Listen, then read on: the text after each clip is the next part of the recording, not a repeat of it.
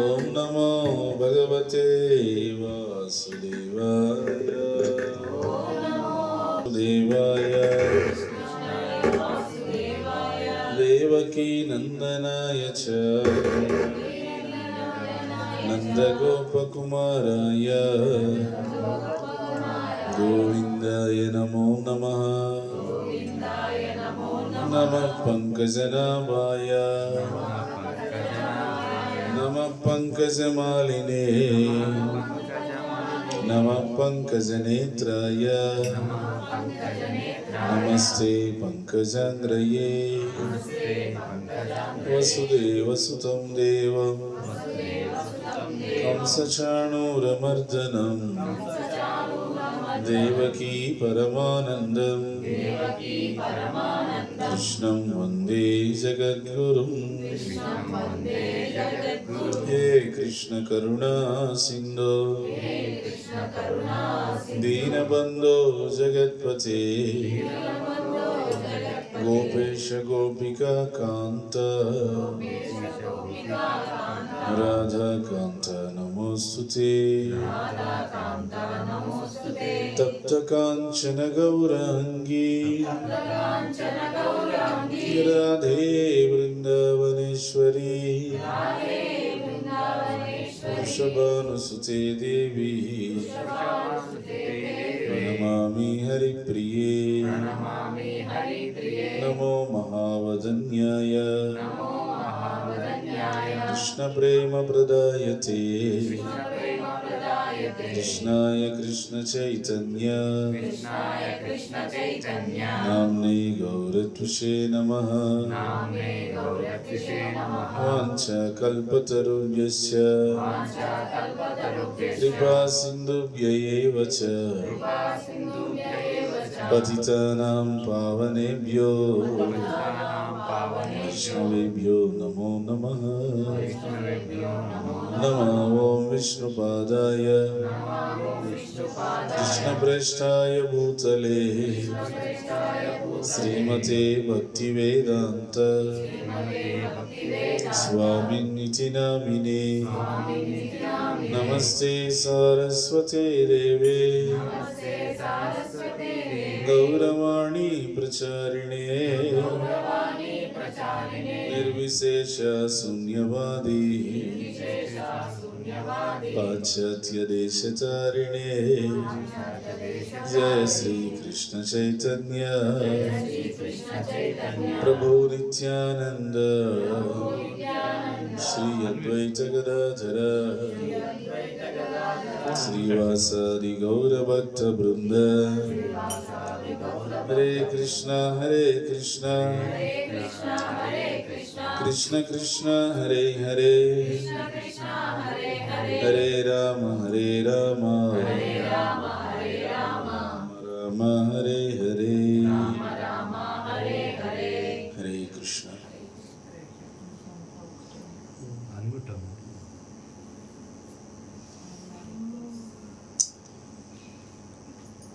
బాగున్నారా?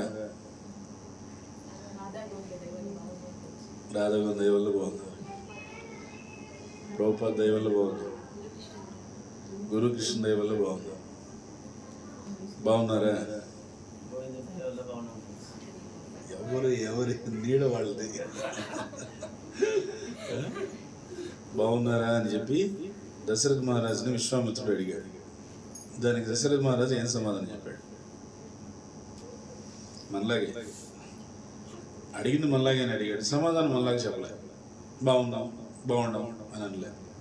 దశరథ మహారాజు చాలా ప్రత్యేకమైన సమాధానం చెప్పారు. ఏం సమాధానం చెప్పాడు?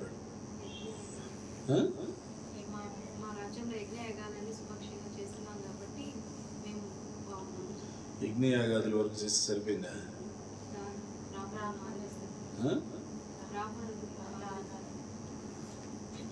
వైష్ణవుల్ని బ్రాహ్మణుల్ని సరిపోయిందా?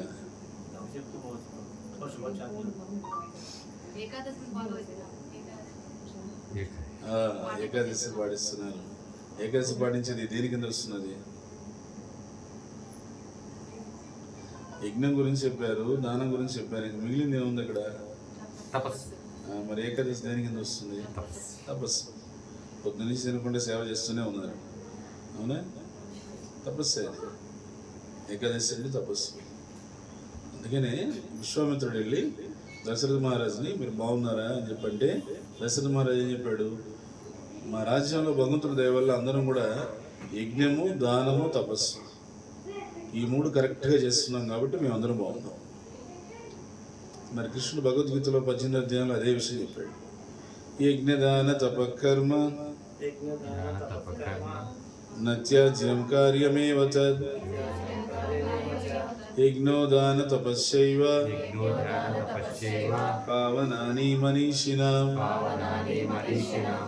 అర్జున, ఎలాంటి పరిస్థితుల్లో కూడా ఈ మూడు విషయాల జీవితంలో వదిలిపెట్టద్దు. ఏమైనా కానీ పరిస్థితులు అంటే కొన్నిసార్లు అనుకూలంగా ఉంటాయి, కొన్నిసార్లు వ్యతిరేకంగా ఉంటాయి, అంతే. కొన్నిసార్లు అన్నీ కంఫర్ట్గా ఉంటాయి, కొన్నిసార్లు అన్నీ కాంప్లికేటెడ్గా ఉంటాయి. ఏం చేసేది? The nature of this world, ఈ ప్రపంచం యొక్క నైజం అది. కానీ పరిస్థితులు ఏ విధంగా ఉన్నా కూడా పరిస్థితులు ఏ విధంగా ఉన్నా కూడా నువ్వు నీ యజ్ఞము, నీ దానము, నీ తపస్సు వదలకూడదు. ఎలాంటి పరిస్థితులు యజ్ఞము, దానము, తపస్సు అని మూడు వదిలిపెట్టబడి.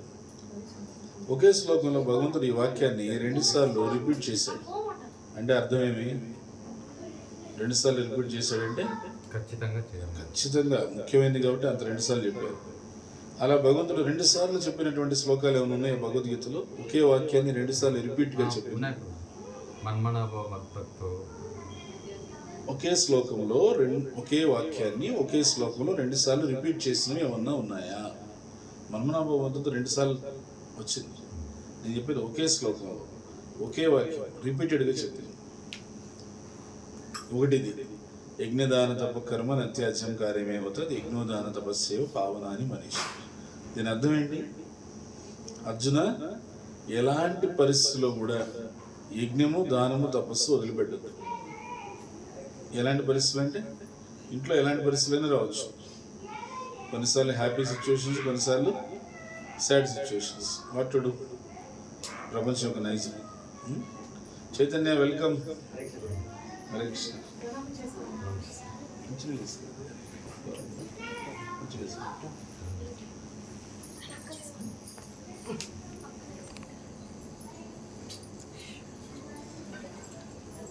అది కాదు,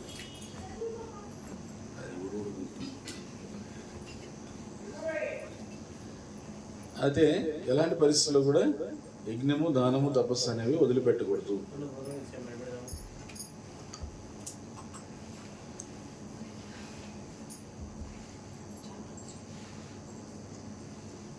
ఎందుకని మళ్ళీ రిపీట్ చేశాడు భగవంతుడు.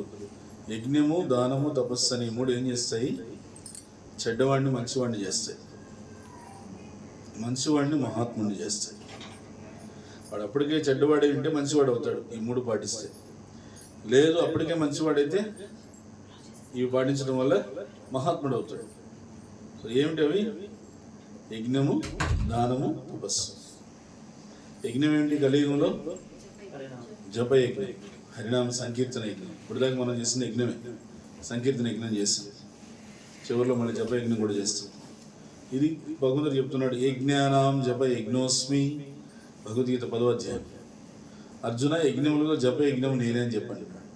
మనం జపం చేసినప్పుడు అందుకని చాలా సీరియస్గా చేయాలి. జపయజ్ఞం కృష్ణుడే స్వయంగా. అవకాశం ఉన్నప్పుడు ఏం చేయాలి? కృష్ణుడి సన్నిధిలోకి వచ్చి జపం చేయాలి. కృష్ణుడి సన్నిధిలోకి వచ్చి చేయాలి అవకాశం ఉన్నప్పుడు. వారానికి 1 రోజు, లేదు 15 రోజులకు ఒకసారి 1 రోజు భగవంతుడి దగ్గర, భక్తుల దగ్గర, ప్రభుపాదుల వారి సన్నిధిలో ఆడ కూర్చొని చేయాలి. చాలా ఆ శక్తి. రోజు కూర్చొని చేయడానికి వీలు కాకపోవచ్చు, డజంట్ మ్యాటర్. ఆ 1 రోజు చేసినా కూడా ఆ ఎనర్జీ చాలా రోజులు ఇంటి దగ్గర కొనసాగుతుంది. ఆ వాతావరణం. దానం, భగవంతుడికి సేవల కోసం మనము దానం చేయాలి. దేనికి పడితే దానికి చేయకూడదు. తర్వాత తపస్సు. తపస్సు అంటే ఏకాదశి వ్రతమే తపస్సు. తపస్సు అంటే ఏకాదశి వ్రతం. ఎందుకంటే ఏకాదశి రోజున మనం ఉపవాసం ఉన్నాం. ఉపవాసం ఉండి ధాన్యాల నుంచి, గింజల నుంచి ఉపవాసం ఉండి భగవంతుడికి మనం సేవ చేయాలి. ఇది తపస్సు అనమాట. ఒక రకంగా అయితే ఆ తపస్సు అనేది మనకు చాలా తగ్గింది. హరే కృష్ణ.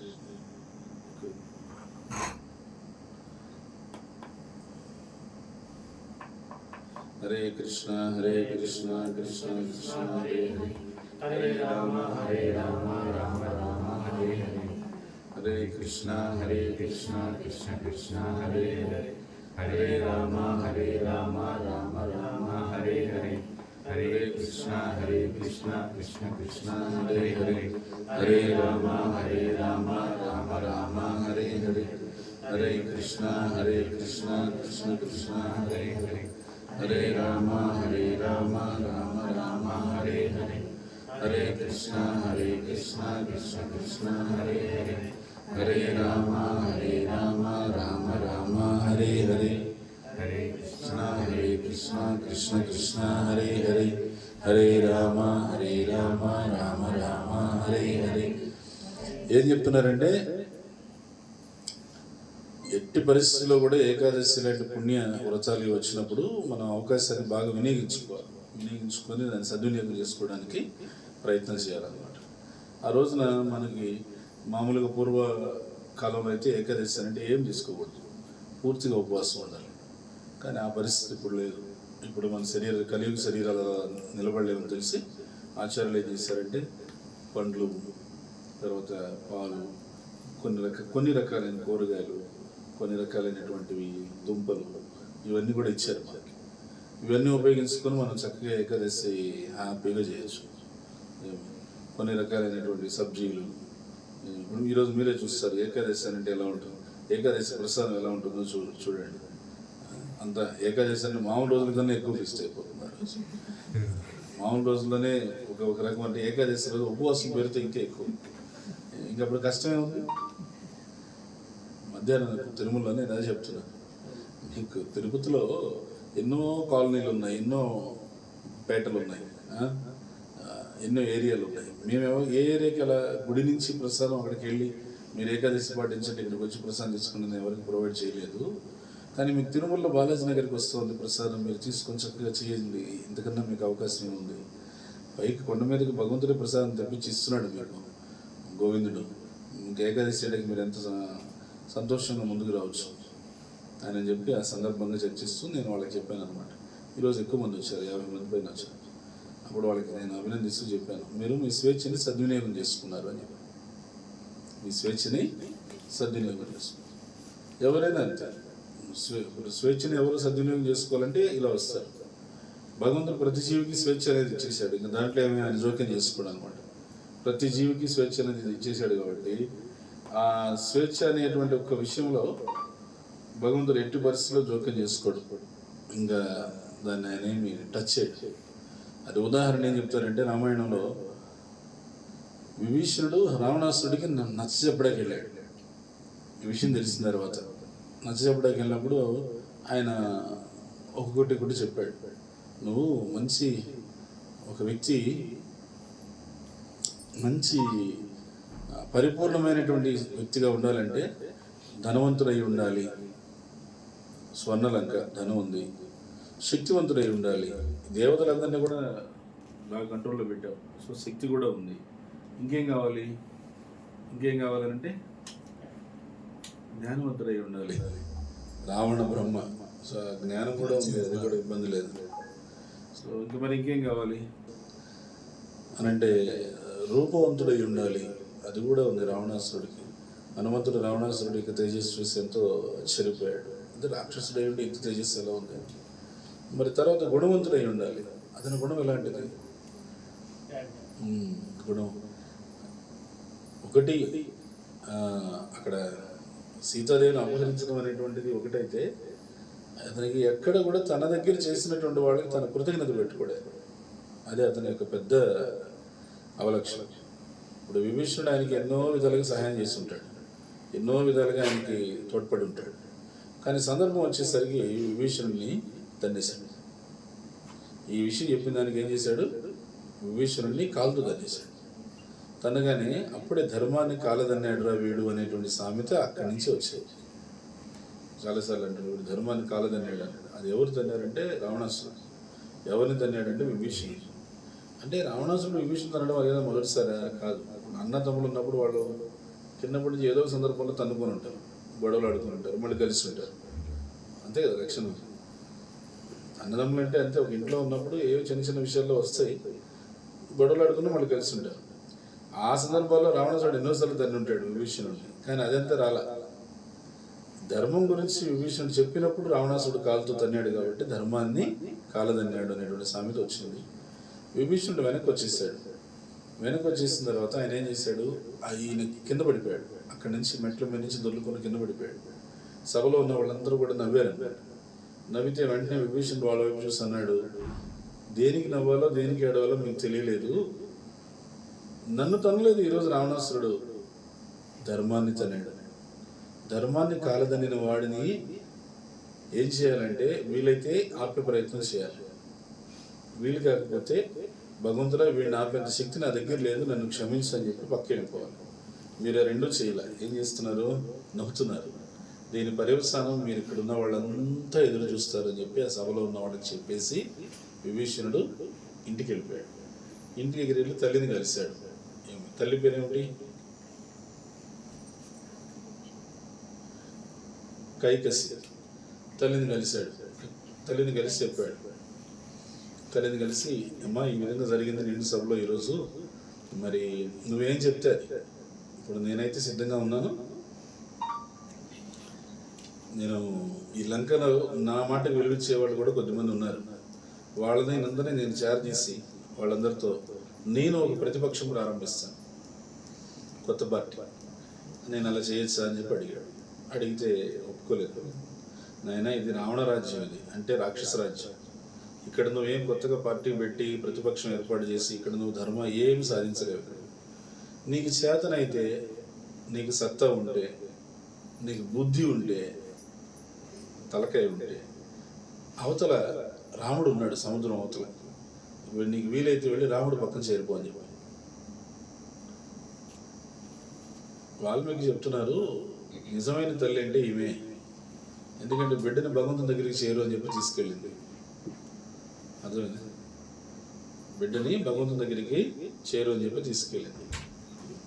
ఈ కలియుగంలో కూడా అలాంటి నిజమైన తల్లులు ఎవరు అంటే భగవంతుని దగ్గరికి, భగవంతుడి సత్సంగాలకి పిల్లల్ని తీసుకొచ్చి కూర్చోబెట్టేవాళ్ళు. అర్థమైంది. ఆ రోజు కైకసి చెప్పింది విభీషణుడికి, నువ్వు వెళ్ళు రాముడి దగ్గరికి వెళ్ళిపో అని చెప్పి. రాముడి దగ్గరికి వెళ్ళిపో.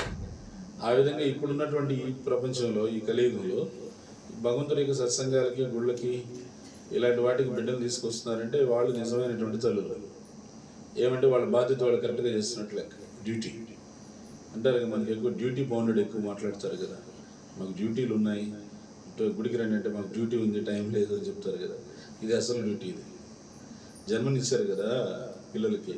ఆ జన్మనిచ్చిన దానికి డ్యూటీ ఏంటంటే పిల్లలు ఖచ్చితంగా ఆ భగవంతుని యొక్క భక్తిని, సేవని అందజేయాలి. ఈ భక్తి, సేవ అనేటువంటి కొంచెం సెంటిమెంటల్ వర్డ్స్ కనిపించొచ్చేమో, సరే కొంచెం పాలిష్గా మాట్లాడితే నాలెడ్జ్, భగవద్ జ్ఞానాన్ని అందించాలి. ఆ భగవద్ జ్ఞానాన్ని అందించేటువంటి బాధ్యత ప్రతి ఒక్క తల్లిదండ్రులకు ఎవరికి మినహాయింపు లేదు. మనం మనుసంహిత కానీ, మనుసంహిత అయితే కొద్దిగా పాలిష్గా చెప్తుంది అనమాట. ఏమనంటే తల్లిదండ్రులుగా ఉండేవాళ్ళు వాళ్ళ పిల్లలకి జన్మనిచ్చారు కాబట్టి, భూమి మీదకి తెచ్చారు కాబట్టి ఖచ్చితంగా వాళ్ళ భక్తులు చేసే నిమిత్తమై వీళ్ళు భక్తులే ఉండాలి ఫస్ట్. వీళ్ళు మీరు అన్నారు చూడ, మా వాళ్ళ పిల్లలు చేస్తారు లేదు, మేము దిగిపోతాం ఇందులో, మేము మొత్తం దూకేస్తాం. ఏం దిగేది లేదు, దూకేది లేదు, ఏం లేదు. ఇందులో న్యాచురల్గా మన యొక్క న్యాచురల్ ఐడెంటిటీ అంటే ఏంటి, మన పూర్వం మన పెద్దలు ఏమైతే చేస్తున్నారో ఆ సనాతన ధర్మం యొక్క మూలాలు లేదా సనాతన ధర్మం యొక్క రూట్స్, ఇవి న్యాచురల్ ప్రతి ఒక్క వ్యక్తికి. వీటిని మనం న్యాచురల్ వేలో తీసుకుంటున్నాం అనమాట. అంతే, ఏం లేదు. న్యాచురల్ వేలు అంటే ఏంటంటే ఇప్పుడు తీసుకునేవన్నీ అన్యాచురల్. ఇప్పుడు తీసుకునేవన్నీ ఇప్పుడు మనిషికి సహజంగానే, మనిషి అని అంటే అతను ఏంటంటే భోగజీవి. సహజంగా ఎవరైనా కానీ ఎంజాయ్ చేయాలి అంటారు. Life is meant for enjoyment అంటారు. Variety is the mother of enjoyment అంటారు. ఓకే, ఇవన్నీ డైలాగ్స్, ఇవన్నీ ప్రోవర్బ్స్, ఇవన్నీ యాక్సెప్టెడ్ స్పిరిచువల్ లైఫ్లో కూడా, ఆధ్యాత్మిక జీవితంలో కూడా. ఓన్లీ థింగ్ ఏంటంటే అక్కడ కంటెంట్ ఇక్కడ అదే ఉంటుంది, ఇంటెంట్ చేంజ్ అవుతుంది. అర్థమైంది? కంటెంట్ అంటే పదార్థం అదే ఉంటుంది, ఇంటెంట్ అంటే ఇంటెన్షన్ చేంజ్ అవుతుంది. పదార్థం ఏంటంటే రోజు అందరూ తినేటువంటిది ఆహారమే, ఇక్కడ ఇంటెన్షన్ మారిపోయింది. ఏమిటంటే నేను తినే ముందు భగవంతుడికి పెట్టాలి. భక్తిలో వచ్చిన వాళ్ళు ఏం పస్తులు ఉండటం లేదు, ఇంక బయట వాళ్ళ కన్నా బాగా తింటున్నారు. ఇంక చూడు వాళ్ళు ఎక్స్పీరియన్స్ అన్నమాట. ఒకరు పోటీలు పడి నువ్వా నేనా అని చెప్పేసి దేనికి చెప్తున్నారు. ఇంతకుముందు ఏవో ఈ జొమాటో స్విగ్గీలో వాటి పేరుతో బయట ఎక్కడ తెచ్చుకొని తింటూ ఉండేవాడు. అవి ఏం వండుతాడా, ఎలా వండుతాడా, ఆ వండేవాడు ఏ భావంతో వండుతాడో మనకు తెలియదు. అవును, నేను అదే చెప్తున్నాను. కానీ ఇక్కడ భగవంతుడు ప్రసాదం అనేసరికి ఎంతో భయంతో, భక్తితో, శ్రద్ధతో భగవంతుడికి అని చెప్పి నైవేద్యంతో మంచి కాన్షియస్నెస్తో చేస్తారు, శుచి శుభ్రంగా. అది భగవంతుడికి నైవేద్యం పెడతారు. ఆ నైవేద్యం పెట్టినటువంటిది అందరికీ పెడతారు ప్రసాదంగా. ఆ భగవంతుడు స్వీకరించిన తర్వాత ఏమవుతుంది? The remnants of the lord. భగవంతుడికి ఉచ్చిష్ట ఏమవుతుంది? ప్రసాదం. ఆ ప్రసాదం తీసుకోవడం వల్ల భగవద్గీతలో కృష్ణుడు అంటాడు, ప్రసాదే, ఏం శ్లోకం అది? ప్రసాదే సర్వదుఃఖానాం హానిరస్వోపజాయతే ప్రసన్న చేతసహ్యాసు బుద్ధి పర్యవతిష్టతే. బాగా గుర్తుపెట్టుకోండి. 3 లాభాలు ప్రసాదం వల్ల. ప్రసాదే సర్వదుఃఖాన, ప్రసాదం తీసుకోవడం వల్ల నీ జీవితంలో ఉన్నటువంటి దుఃఖాలన్నీ కూడాను తగ్గడం మొదలవుతాయి, క్రమేపీ తొలగిపోతాయి. రెండోది ప్రసన్న చేతసహ్యాసం, మనసు ప్రశాంతం అవుతుంది. మూడవది బుద్ధి పర్యవతిష్టతే, బుద్ధి స్థిరంగా ఉంటుంది. Intelligence become fixed, mind become peaceful, the sufferings or lamentations will go away. 3 లాభాలు ప్రసాదం. సో అలాంటి ఆ ప్రసాదాన్ని మనం తీసుకోవడం అనేటువంటిది చేస్తాం. మీరు చూడండి, తీసుకునే ఆహారం అదే, అక్కడ వండే వ్యక్తి ఏంటి, అతని చైతన్యం ఏంటి తెలియదు, ఎలా వండుతాడు తెలియదు. ఇక్కడ అవే బిర్యానీ అందరికీ ఊరికైనా. ఏమి నిన్న వీళ్ళింట్లో సత్సంగం జరిగింది. నిన్న ఆ సత్సంగంలో ఏం చేశారంటే జాక్ ఫ్రూట్ బిర్యానీ చేశారు. వద్దులేదు, ఈరోజు ఏకాదశి గమ్మున.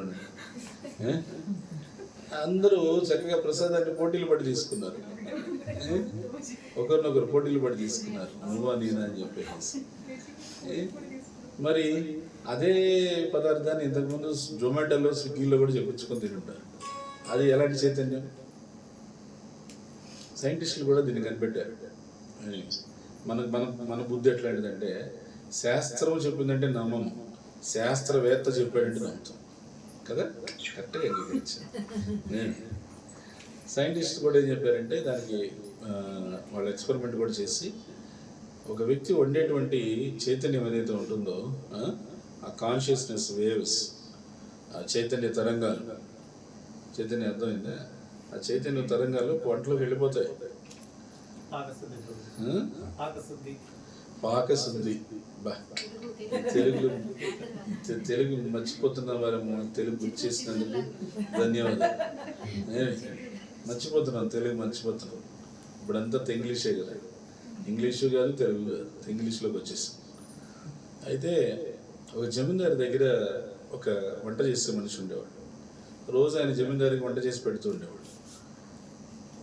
ఒకసారి ఏమైందంటే, ఏదో పని వచ్చి బయటికి వెళ్ళిపోయాడు 10 రోజుల దాకా.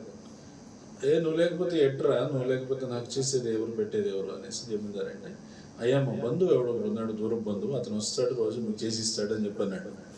సరే అని చెప్పి అట్లానే ఆయనే పెట్టు, ఆయన పెట్టాడు. ఆయన ఆ రోజు సాయం వండి పెట్టాడు, తిన్నాడు. ఈయన నిద్రపోయాడు. నిద్రపోగానే అర్ధరాత్రి కలలో ఎవరో దొంగలు కత్తులు తీసుకొని వచ్చేసారు. కత్తులు తీసుకొని వచ్చి పొడిచేసేయండిరా, చంపేసేయండిరా వీడిని అని చెప్పి గట్టిగా అరుస్తున్నాడు. ఇంక ప్రాణభయం వచ్చి పరిగెత్తాడు. అప్పుడప్పుడు వస్తుంటాయి కదా ఇలాంటి కళలు. అది ఆ రోజు తిన్న ఆహారం మీదనో మన వ్యవహారం మీదనో డిపెండ్ అయ్యి వస్తాయి అలాంటి కళలు. జైసాహార్ వైసా వ్యవహారం, అర్థమైంది? జైసాహార్ వైసా వ్యవహారం. అక్కడేమైంది, ఆయన పరిగెత్తి చంపేయండిరా, పొడి చేయండిరా అంటే ఈయన పరిగెత్తి ఎక్కడ పడిపోయాడు. దబ్బని పడిపోగానే ఇంకేముంది, నేను దొంగ చేతిలో చిక్కేసాను, వాళ్ళని చంపేశారు అనుకొని ఉలిక్కి పడేసాడు. చూస్తే ఇంట్లో ఉన్నాడు, చాలా గుండె దడగా ఉంది. కాస్త మంచినీళ్ళు తాగేసి ఇంకా నిద్ర పట్టలేదని సరే అయిపోయింది. మరుసటి రోజు రాత్రి ఇట్లానే కలవచ్చు, ఆ మరుసటి రోజు రాత్రి ఇట్లానే కలవచ్చు. ఏం జరిగింది ఇది ఆయన ఆలోచన చేసి ఖచ్చితంగా ఏదో తేడా కొడుతుందని చెప్పేసి తన సలహాదారుని పిలిచి అడిగాడు. రాత్రి విపరీతంగా ఇలాంటి చాలా పీడకలు వస్తున్నాయి, చంపుతున్నట్టు పొడుస్తున్నట్టు, ఏం అర్థం కాలేదు. అప్పుడు ఆయన ఆలోచన చేసి మీ ఆహారంలో ఏమైనా తేడా వచ్చిందా అని అడిగాడు. వెంటనే మీ ఆహారంలో అంటే మరి ఇప్పుడులాగా ఏముంది, ఎండోస్కోపులు పెట్టడము, లేకపోతే నేను తీసుకెళ్ళేసి దాంట్లో తోసేయడం అట్లా లేదు, అంత అవసరం లేదు. ఇక్కడ పట్టుకొని చెప్పేస్తారు. ఏమి దట్ సో షార్ప్, ఎంత స్పిరిచువల్గా ఉండేవాళ్ళు అప్పట్లో డాక్టర్స్. కవిరాజులు అని చెప్పేవాళ్ళు. కవిరాజు ముఖం చూసి కూడా చెప్పేసేవాడు, మనిషి ముఖం చూసి కూడా కరెక్ట్గా ఏది సమస్య ఉందో చెప్పేసేవాడు. మరీ అంత కాలేదంటే అప్పుడు ఇక్కడ నాటి పట్టుకొని చెప్పేసేవాడు, అయిపోయింది. ఇవన్నీ అవసరం లేదు, ఇప్పుడు అవన్నీ లేవు. Face is the index of the mind అంటాం కదా, ఆ ముఖం కూడా చూసి చెప్పేసేవాడు. అంత షార్ప్ వాడు, ఎందుకంటే వాళ్ళకి అంత శుద్ధి ఉండింది అనమాట. అంత వాళ్ళు తినే ఆహారం నుంచి వ్యవహారం వరకు అంత శుద్ధిగా ఉన్నారు కాబట్టి అంత షార్ప్గా ఉన్నారు. ఇప్పుడు అట్లా లేదు కాబట్టి తోసేయడమే గొట్టంలోకి. ఏదైనా సరే గొట్టంలో తోసి రాని మళ్ళీ చూద్దాం, దానికి ఎంత రేడియేషన్ ఏమి, అవునా? అందులో గొట్టంలో వేస్తే వాళ్ళంతా పారిపోతారు, ఎటు మొత్తం ఉంటారు అక్కడే. ఒకవేళ ఉండాలన్నా ఎవరినో మనిషిని పెడతారు, దానికి ఏదో ఇవన్నీ జాకెట్స్ అవన్నీ వేసుకోవాలి. అలాంటి రేడియేషన్స్లో పంపిస్తుంది ఇప్పుడుండే పరిస్థితి. అయితే ఏంటి, ఆయన చూడగానే చెప్పేశాడు, ఎక్కడ ఆహారం నాకు ఏదో లేదు, ఆహారం అదే తీసుకున్నాను, ఇంట్లో అదే ఆహారం. నీ ఆహారం మార్పు లేదు. కొన్ని ఆహారం చేసే విధానం ఏమైనా మారిందా? అది కూడా మార్పు లేదు. పచారీ సరుకులవే ఆహారం. కొన్ని చేసే మనిషి మారాడు. మా వాడు రెగ్యులర్గా వచ్చేవాడు, వెళ్ళిపోయి వేరే కొత్తవాడు వచ్చాడు. అక్కడ ఉంది తేడా చూడండి, ఒకసారి అతను ఎవరు కనిపెట్టండి అని అంటే సరే అని చెప్పేసి ఆ రోజు అతను వంట చేసి వెళ్ళిపోయిన తర్వాత ఈ మనిషిని పంపించాడు. జాగ్రత్తగా అబ్జర్వ్ చేస్తే అతను సాయంకాలం వంట చేసి వెళ్ళిపోయి అతను చిన్నగా వెళ్తూ ఊరు చివరికి వెళ్ళిపోయి ఊరు చివరి పాడుపడినటువంటి భవన్స్ దగ్గర అక్కడికి వెళ్ళిన తర్వాత అతను లోపలికి వెళ్ళి తన డ్రెస్ మార్చుకొని, అతను ఏమి మనకి పాతకాలం గజ దొంగల డ్రెస్సులు తెలుసుగా, ఏది గెళ్ళలుంగి మీసాలు, బుర్ర మీసాలు, గెళ్ళలుంగి, నూనె వాళ్ళు ఏం చేసేవాళ్ళంటే నూనె రాసేస్తారు మొత్తం అంతా. అప్పట్లో అంటే పట్టుకుంటే కూడా దొరుకుని ఉండే దానికోసం కంప్లీట్ ఆయిల్ రాసిస్తారు. అలా వస్తారు. అలా వాడు కత్తి తీసుకొని ఒక కత్తి పట్టుకొని బయటకు వచ్చాడు. అప్పుడు వీళ్ళకి అర్థం ఇతను దొంగ అని చెప్పి అప్పుడు వెంటనే వాళ్ళు వెనక్కి వెళ్ళి విషయం చెప్పేసరికి జమీందారు విని అతను దొంగ, చంపాలి పొడవాలి అనేటువంటి మెంటాలిటీతోనే ఉంటాడు. అదే మెంటాలిటీలో అతను వంట చేస్తున్నాడు. ఆ వంట చేసిన దానికి ఆ కాన్షియస్నెస్ వంటలోకి వచ్చేసి అది తిన్నవాడికి ఎఫెక్ట్ ఇచ్చేసి ఇది. ఈ విషయాన్ని ఎప్పుడో శాస్త్రం మనకు చెప్పింది ఈ ఉదాహరణ రూపంలో. అది ఈ ఉదాహరణ ఎప్పటి నుంచో ఏజెస్ తాతల నుంచి కూడా ఈ ఉదాహరణ చెప్పుకొని ఖచ్చితంగా ఏం చేసేవాళ్ళంటే ఇంట్లో కనీసం మినిమం ఒక గురువారం, శుక్రవారం, శనివారం ఉన్న నైవేద్యం పెట్టుకొని తినేవాళ్ళు.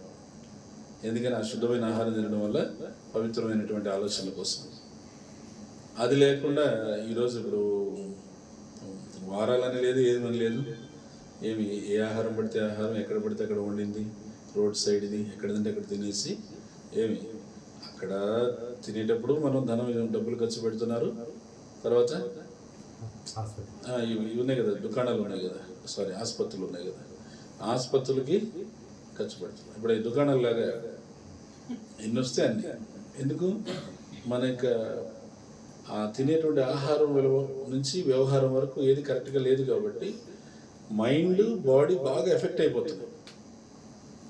బాగా శరీరం, మనసు బాగా ప్రభావితం అయిపోయేసి ఎక్కువ రోగాలు బాధపడుతుంది. ఆ మనసు ఆరోగ్యంగా ఉంటే శరీరం సంతోషమే సగం బలం అని చెప్పారు చూడండి. ఆ వాక్యం చాలా కరెక్ట్. సంతోషం అంటే ఎక్కడి నుంచి సంతోషం? మనసు నుంచి సంతోషం. ఆ సంతోషం ఎక్కడి నుంచి వస్తుంది? భగవంతుని యొక్క సత్సంగాల్లో పాల్గొన్నప్పుడు మైండ్ హ్యాపీగా ఉంటుంది. ఎందుకని? మనం భగవంతుని యొక్క సత్సంగంలో ఏం చేస్తాం? మంత్రాన్ని కీర్తన చేస్తాం, జపిస్తాం. మంత్ర అంటే అర్థం ఏంటి? మంత్ర మనస్త్రాయితే ఇది మంత్ర. మనసులో ఉన్న ఒత్తిడిని, భయాన్ని, ఆందోళన తొలగించేది మంత్రం. మంత్రం అంటే అది అర్థం. మందిరం అంటాం, మందిరానికి రావాలి. మందిరం అంటే అర్థం ఏంటి? మందిర, మందిర, మందిర. మనస్సుని ధైర్యంగా, మనస్సుని ధీరత్వముతో నింపేదే మందిరం. చూడండి, అది అంత ముఖ్యమైనది. కాబట్టి ఆచార్యులు, పెద్దవాళ్ళు మనకేం చేశారు? ఇవన్నీ వీళ్ళకి రోజు చెప్తే వీళ్ళు తీసుకుంటారు. ఏం మాకేదో ఈయన వచ్చి కూర్చొని చెప్తున్నాడని. 15 రోజులకు ఒకసారన్నా చేయండి. 15 రోజులకు ఒకసారన్నా అన్నీ పక్కన పెట్టేసి కొంచెం రిలాక్స్ అవ్వండి. అయ్యి ఆ రోజున ఉపవాసం ఉండి చక్కగా భగవంతుని యొక్క సత్సంగంలో మ్యాక్సిమం స్పిరిచువల్ ఎంటర్టైన్మెంట్ పొందండి. చూడండి, మ్యాక్సిమం స్పిరిచువల్ ఎంటర్టైన్మెంట్ అన్నా నేను. ఆధ్యాత్మికంగా కూడా ఎంటర్టైన్మెంట్. ఏమి ఆధ్యాత్మికంగా కూడా మనసుకి ఎంతో ఉల్లాసాన్ని ఇచ్చేటువంటి విషయాలు వినండి. ఎందుకని? అది భగవంతునికి లీలలో సహజంగా ఉంటుంది. ఎట్లా? ఈయనవతారేణ భగవాన్ హరిరీశ్వరః కరోతి కర్ణరమ్యాణి మనోజ్ఞాని చ నా ప్రభో. ఈ శ్లోకం సుఖదేవ్ గోస్వామి చెప్తున్నారు పరీక్షిత్ మహారాజ్కి. ఏమని అంటున్నారంటే, మహారాజా, భగవంతుని యొక్క లీలలు, భగవంతుని గురించిన విషయాలు విశ్వాసంతో, శ్రద్ధతో వింటే 3 లాభాలు ఉన్నాయి. ఫస్ట్ది ఎంటర్టైన్మెంట్. వింటే భగవంతుడి గురించి విన్న దానివల్ల ఎంతో మనసుకు ఉల్లాసం వస్తుంది. అక్కడితో ఆగిపోదు. రెండవది ఎన్లైటైన్మెంట్, జ్ఞానోదయం కలుగుతుంది. భగవంతుని గురించి విషయాలు తెలిసిన దానివల్ల మనకి జ్ఞానోదయం కలిగి, జ్ఞాన ఉదయం. సూర్యుడు ఉదయించగానే ఏమవుతుంది? చీకటి అంతా వెళ్ళిపోతుంది. లోపల అజ్ఞానం అనేటువంటి చీకటి ఉంది. ఆ చీకటి ఏమవుతుందంటే, భగవంతుడి సత్సంగంలో కూర్చొని విన్నప్పుడు, విషయాలు తెలిసినప్పుడు ఆ చీకటి దాన్ని తొలగిపోయి జ్ఞానం అనేటువంటి ఉదయిస్తుంది. దాన్ని ఎన్లైటైన్మెంట్ అన్నారు. మూడవది, భగవంతుడి సత్సంగాలు రెగ్యులర్గా అటెండ్ అవుతూ ఉంటే, క్రమేపీ ఈ జ్ఞానాన్ని పొందుతూ ఉంటే ఎన్రిచ్మెంట్ కూడా జరుగుతుంది. ఎన్రిచ్మెంట్ అంటే ఏమన్నారు? వ్యక్తిత్వ వికాసము. మనిషికి మంచి లక్షణాలన్నీ కూడా బాగా వికసిస్తాయి. మంచి మంచి గుణాలన్నీ కూడా చక్కగా వికసిస్తాయి అన్నమాట. సో అందుకని ఇది ఖచ్చితంగా ప్రతి ఒక్కరు కూడా చేయవలసింది. సత్సంగాలు అనేవి ప్రతి ఒక్కరు కూడా పాల్గొనవలసింది. సమయం వచ్చినప్పుడంతా కూడా అనేసి చాలా పర్టికులర్గా చెప్తారు. దాంట్లో తిరుప్పావేలో చెప్తుంది గోదాదేవి, మనిషికి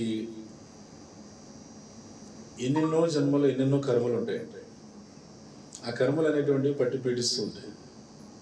దానికి మనం ఏం చేస్తామంటే, బాధలు వచ్చినప్పుడల్లా వీళ్ళు కారణం, వీళ్ళు కారణం, వీళ్ళు కారణం అని చెప్పేసి మనం చూపిస్తుంటాం జనరల్గా. కానీ అది మన పూర్వ కర్మలే మనల్ని పీడిస్తున్నాయనేటువంటిది అర్థం చేస్తాం. అది గోదాదేవి ఎందుకు చెప్తుందంటే, వాయినాల్ పాడి మనతినాల్ దిక్క అని చెప్తాం. అంటే వాయినాల్ అంటే వాక్. వాక్ ఉంది కాబట్టి పాడు, నోరు ఉంది కదా పాడు. మన తినాల్ సిందిక్క, మనసు ఉంది కదా, మనసు ఉంది కాబట్టి స్మరణ చేయి. నోరుంది కాబట్టి పాడు. అవునా? వాయినాల్ పాడి మన తినాల్ సిందిక్క. అలా చేస్తే ఏమవుతుంది? నోరుంది కాబట్టి పాడండి, మనసు ఉంది కాబట్టి భగవంతుని గురించి తలవండి, స్మరణ చేయండి. చేస్తే ఏమవుతుంది? పోయి పిళ్ళయు పుగుదరువా నిండ్రణవం తూయనిల్ తీసాగుం చెప్పేలోర్ ఎంబావాయ్. అంతేనా? నీకు ఎన్నెన్ని కర్మలు ఉన్నాయో అప్రారబ్ధ, ప్రారబ్ధ, కూట, బీజ, ఫల, ఉన్ముఖ, చాలా చాలా దశలు అనమాట, డిఫరెంట్ గ్రేడ్స్ కర్మలు. ఇందులో ఫైనల్ దశ ఏంటంటే ఆ పాప కర్మ పండడం. మరి వీడి పాపం పండింది అని చెప్పి అంటారు చూసారా, అదనమాట. వీడి పాపం పండిందండి. అవన్నీ కూడా ఏమవుతాయంట, తీయ నీళ్ళు చూసామంటే ఒక పెద్ద దూది కొండ ఉంటే ఆ దూది కొండకి ఒక అంత నిప్పంటిస్తే ఏమవుతుంది, మొత్తం అంత ఎంత దూది కొండనే కానీ లేదు, ఒక చిన్న ఫైర్ స్పార్క్ పడిందంటే భగ్గుమని మొత్తం అయిపోతుంది, స్మాష్. అలా మన కర్మలన్నీ కూడా దహించుకుపోతాయంట. ఇది దీని యొక్క ఫలితం. ఎంత గొప్ప ఫలితం చెప్తున్నా. 4వ పాశ్రంలోనూ 5వ పాశ్రంలో చెప్తున్నా, 5లో అనుకున్నాను. మాయనై మన్ను వడనై మన్ను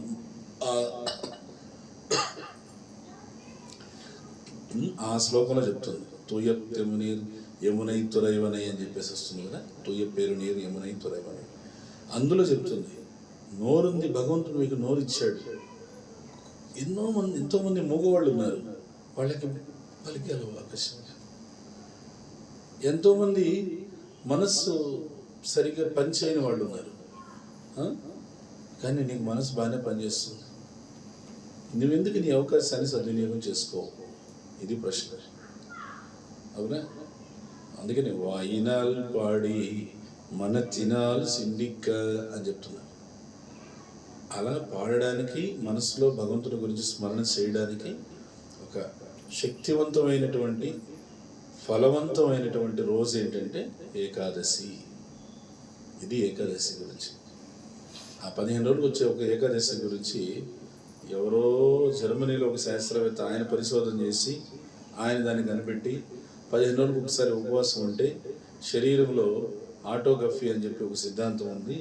శరీరం దాన్ని అదే బాగు చేసుకుంటుంది. ఉపవాసంతో అన్ని రోగాలు కూడా నయం చేసే శక్తి శరీరానికి ఇచ్చారు భగవంతుడు స్వయంగా. కాకపోతే దానికి మనం గ్యాప్ ఇవ్వాలి. మనం గ్యాప్ ఇచ్చేదే లేదే.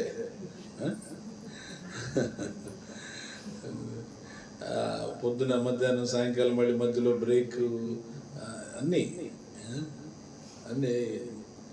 అట్లా చేస్తే కష్టం. ఆయన బాగా విపరీతమైన రోగాలతో వైద్యుడి దగ్గరికి వెళ్ళాడంట. చేశాడు, ఆయన ఫస్ట్ దేశంలో తిండిలేక బాధపడేవాళ్ళు చాలామంది ఉన్నారు, తినలేక చచ్చేవాళ్ళు బోళ్ళంత మంది ఉన్నారు. తిండి లేక చచ్చేవాళ్ళు, తినలేక చచ్చేవాళ్ళు. తిని తిని తిని పారేసి విపరీతంగా. ఆ విధంగా నువ్వేంటంటే కొంచెం కాస్త పత్యం చేయాలి, నువ్వు కొంచెం బాగా ఇది చేయాలి. ఏమి నా మాటను నేను చెప్పినట్టుగా చెయ్యి. నువ్వేం చేస్తావంటే చక్కగా పొద్దున పూట ఒక 2-3 చపాతీలు, అలాగే రాత్రి పూట ఒక 2-3 చపాతీలు, ఈ విధంగా నువ్వు తీసుకొని పాటించు అని చెప్పారు. ఆయన సరే అని చెప్పి, సరే డాక్టర్ గారు అట్లా. అవును మీరు చెప్పారు, అది భోజనం ముందు భోజనం తర్వాత. ఒరే, భోజనం ముందు భోజనం తర్వాత అంటే మామూలుగా నీ డైట్ కాకుండా మళ్ళీ నేను చెప్పింది ఎక్స్ట్రా యాడ్ చేసుకుంటావు అనమాట. నీది మైనస్ చేసే ప్రసక్తి లేదు. ఇంకా అట్లా ఉంటే ఎట్లా తగ్గుతుంది? ఆ విధంగా ఏంటంటే భగవంతుడు చెప్తాడు, నీడికి భూమి ఏదైనా ఇస్తుందంట, గ్రీడీకి ఇవ్వలేదంట. నీడికి అయితే ఇస్తుంది నీకు అవసరం ఉంటే, కానీ గ్రీడీనెస్, విపరీతమైన గ్రీడీనెస్. ఆ గ్రీడీనెస్ ఏమవుతుందంటే, మీరు ఒకసారి ఆలోచన చేస్తే జాగ్రత్తగా try to understand it carefully. ఆ గ్రీడీనెస్ ఏమవుతుందంటే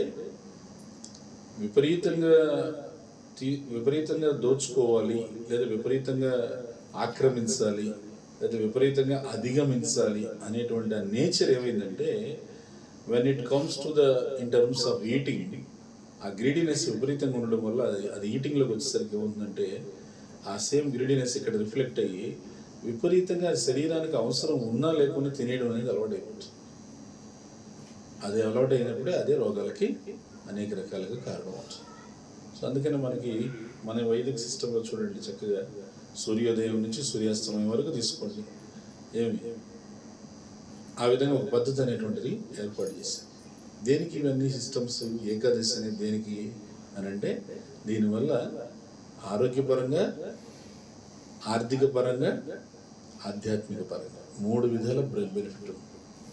ఆరోగ్యపరంగా ఏంటంటే ఆ సైంటిస్ట్ చెప్పాడు 15 రోజులకు ఒకసారి అలా ఉపవాసం ఉంటే దానివల్ల ఇంకా శక్తి పెరుగుతుంది. చూడండి ఉదాహరణ, పొద్దునుంచి సేవ చేస్తూనే ఉన్నారు, ఏం తినలేదు, సాయంకాలం వరకు సేవ చేస్తూనే ఉన్నారు, కానీ వాళ్ళకి ఆ శక్తి ఆ నీరసం అనేది ఏం లేదు. చెప్తున్నా, అది సహజంగా ఆరోగ్యం వస్తుంది. రెండోది ఆర్థిక పరంగా ఎలా మంచిదంటే, ఎప్పుడైతే అలా ఏకాదశి మనం పాటిస్తామో లక్ష్మీదేవికి చాలా చాలా ఇష్టం అనమాట ఏకాదశి. ఆ లక్ష్మీదేవి ఎవరైతే ఏకాదశి పాటిస్తారో వాళ్ళ ఇంటికి ఖచ్చితంగా వస్తుంది. ఎలాంటి లక్ష్మి వస్తుంది? ప్రశాంత లక్ష్మి వస్తుంది. మీరు అనొచ్చు, ఏకాదశి పాటించిన వాళ్ళ ఇంట్లో కూడా కుప్పలు మూలుగుతున్నాయి కదా. కుప్పలు మూలుగుతున్నాయి, దాంతోపాటు ఆందోళన కూడా ఉంది, అశాంతి కూడా ఉంది, టెన్షన్ కూడా ఉంది, కావలసినంత. శాస్త్రం ఏం చెప్తుందంటే, యాక్చువల్గా మనకి అంటే ఏదైనా కూడా డౌట్ ఉంటే మీరు అడిగితే శాస్త్రంలో ఆన్సర్ ఉంది దానికి. శాస్త్రంలో దానికి ఆన్సర్ ఏం చెప్తుందంటే, వాళ్ళ దగ్గర ఉండేది లక్ష్మి కాదు, వాళ్ళ దగ్గర ఉండేది లక్ష్మి కాదు, ఏమిటది? చండీ. ఎందుకు?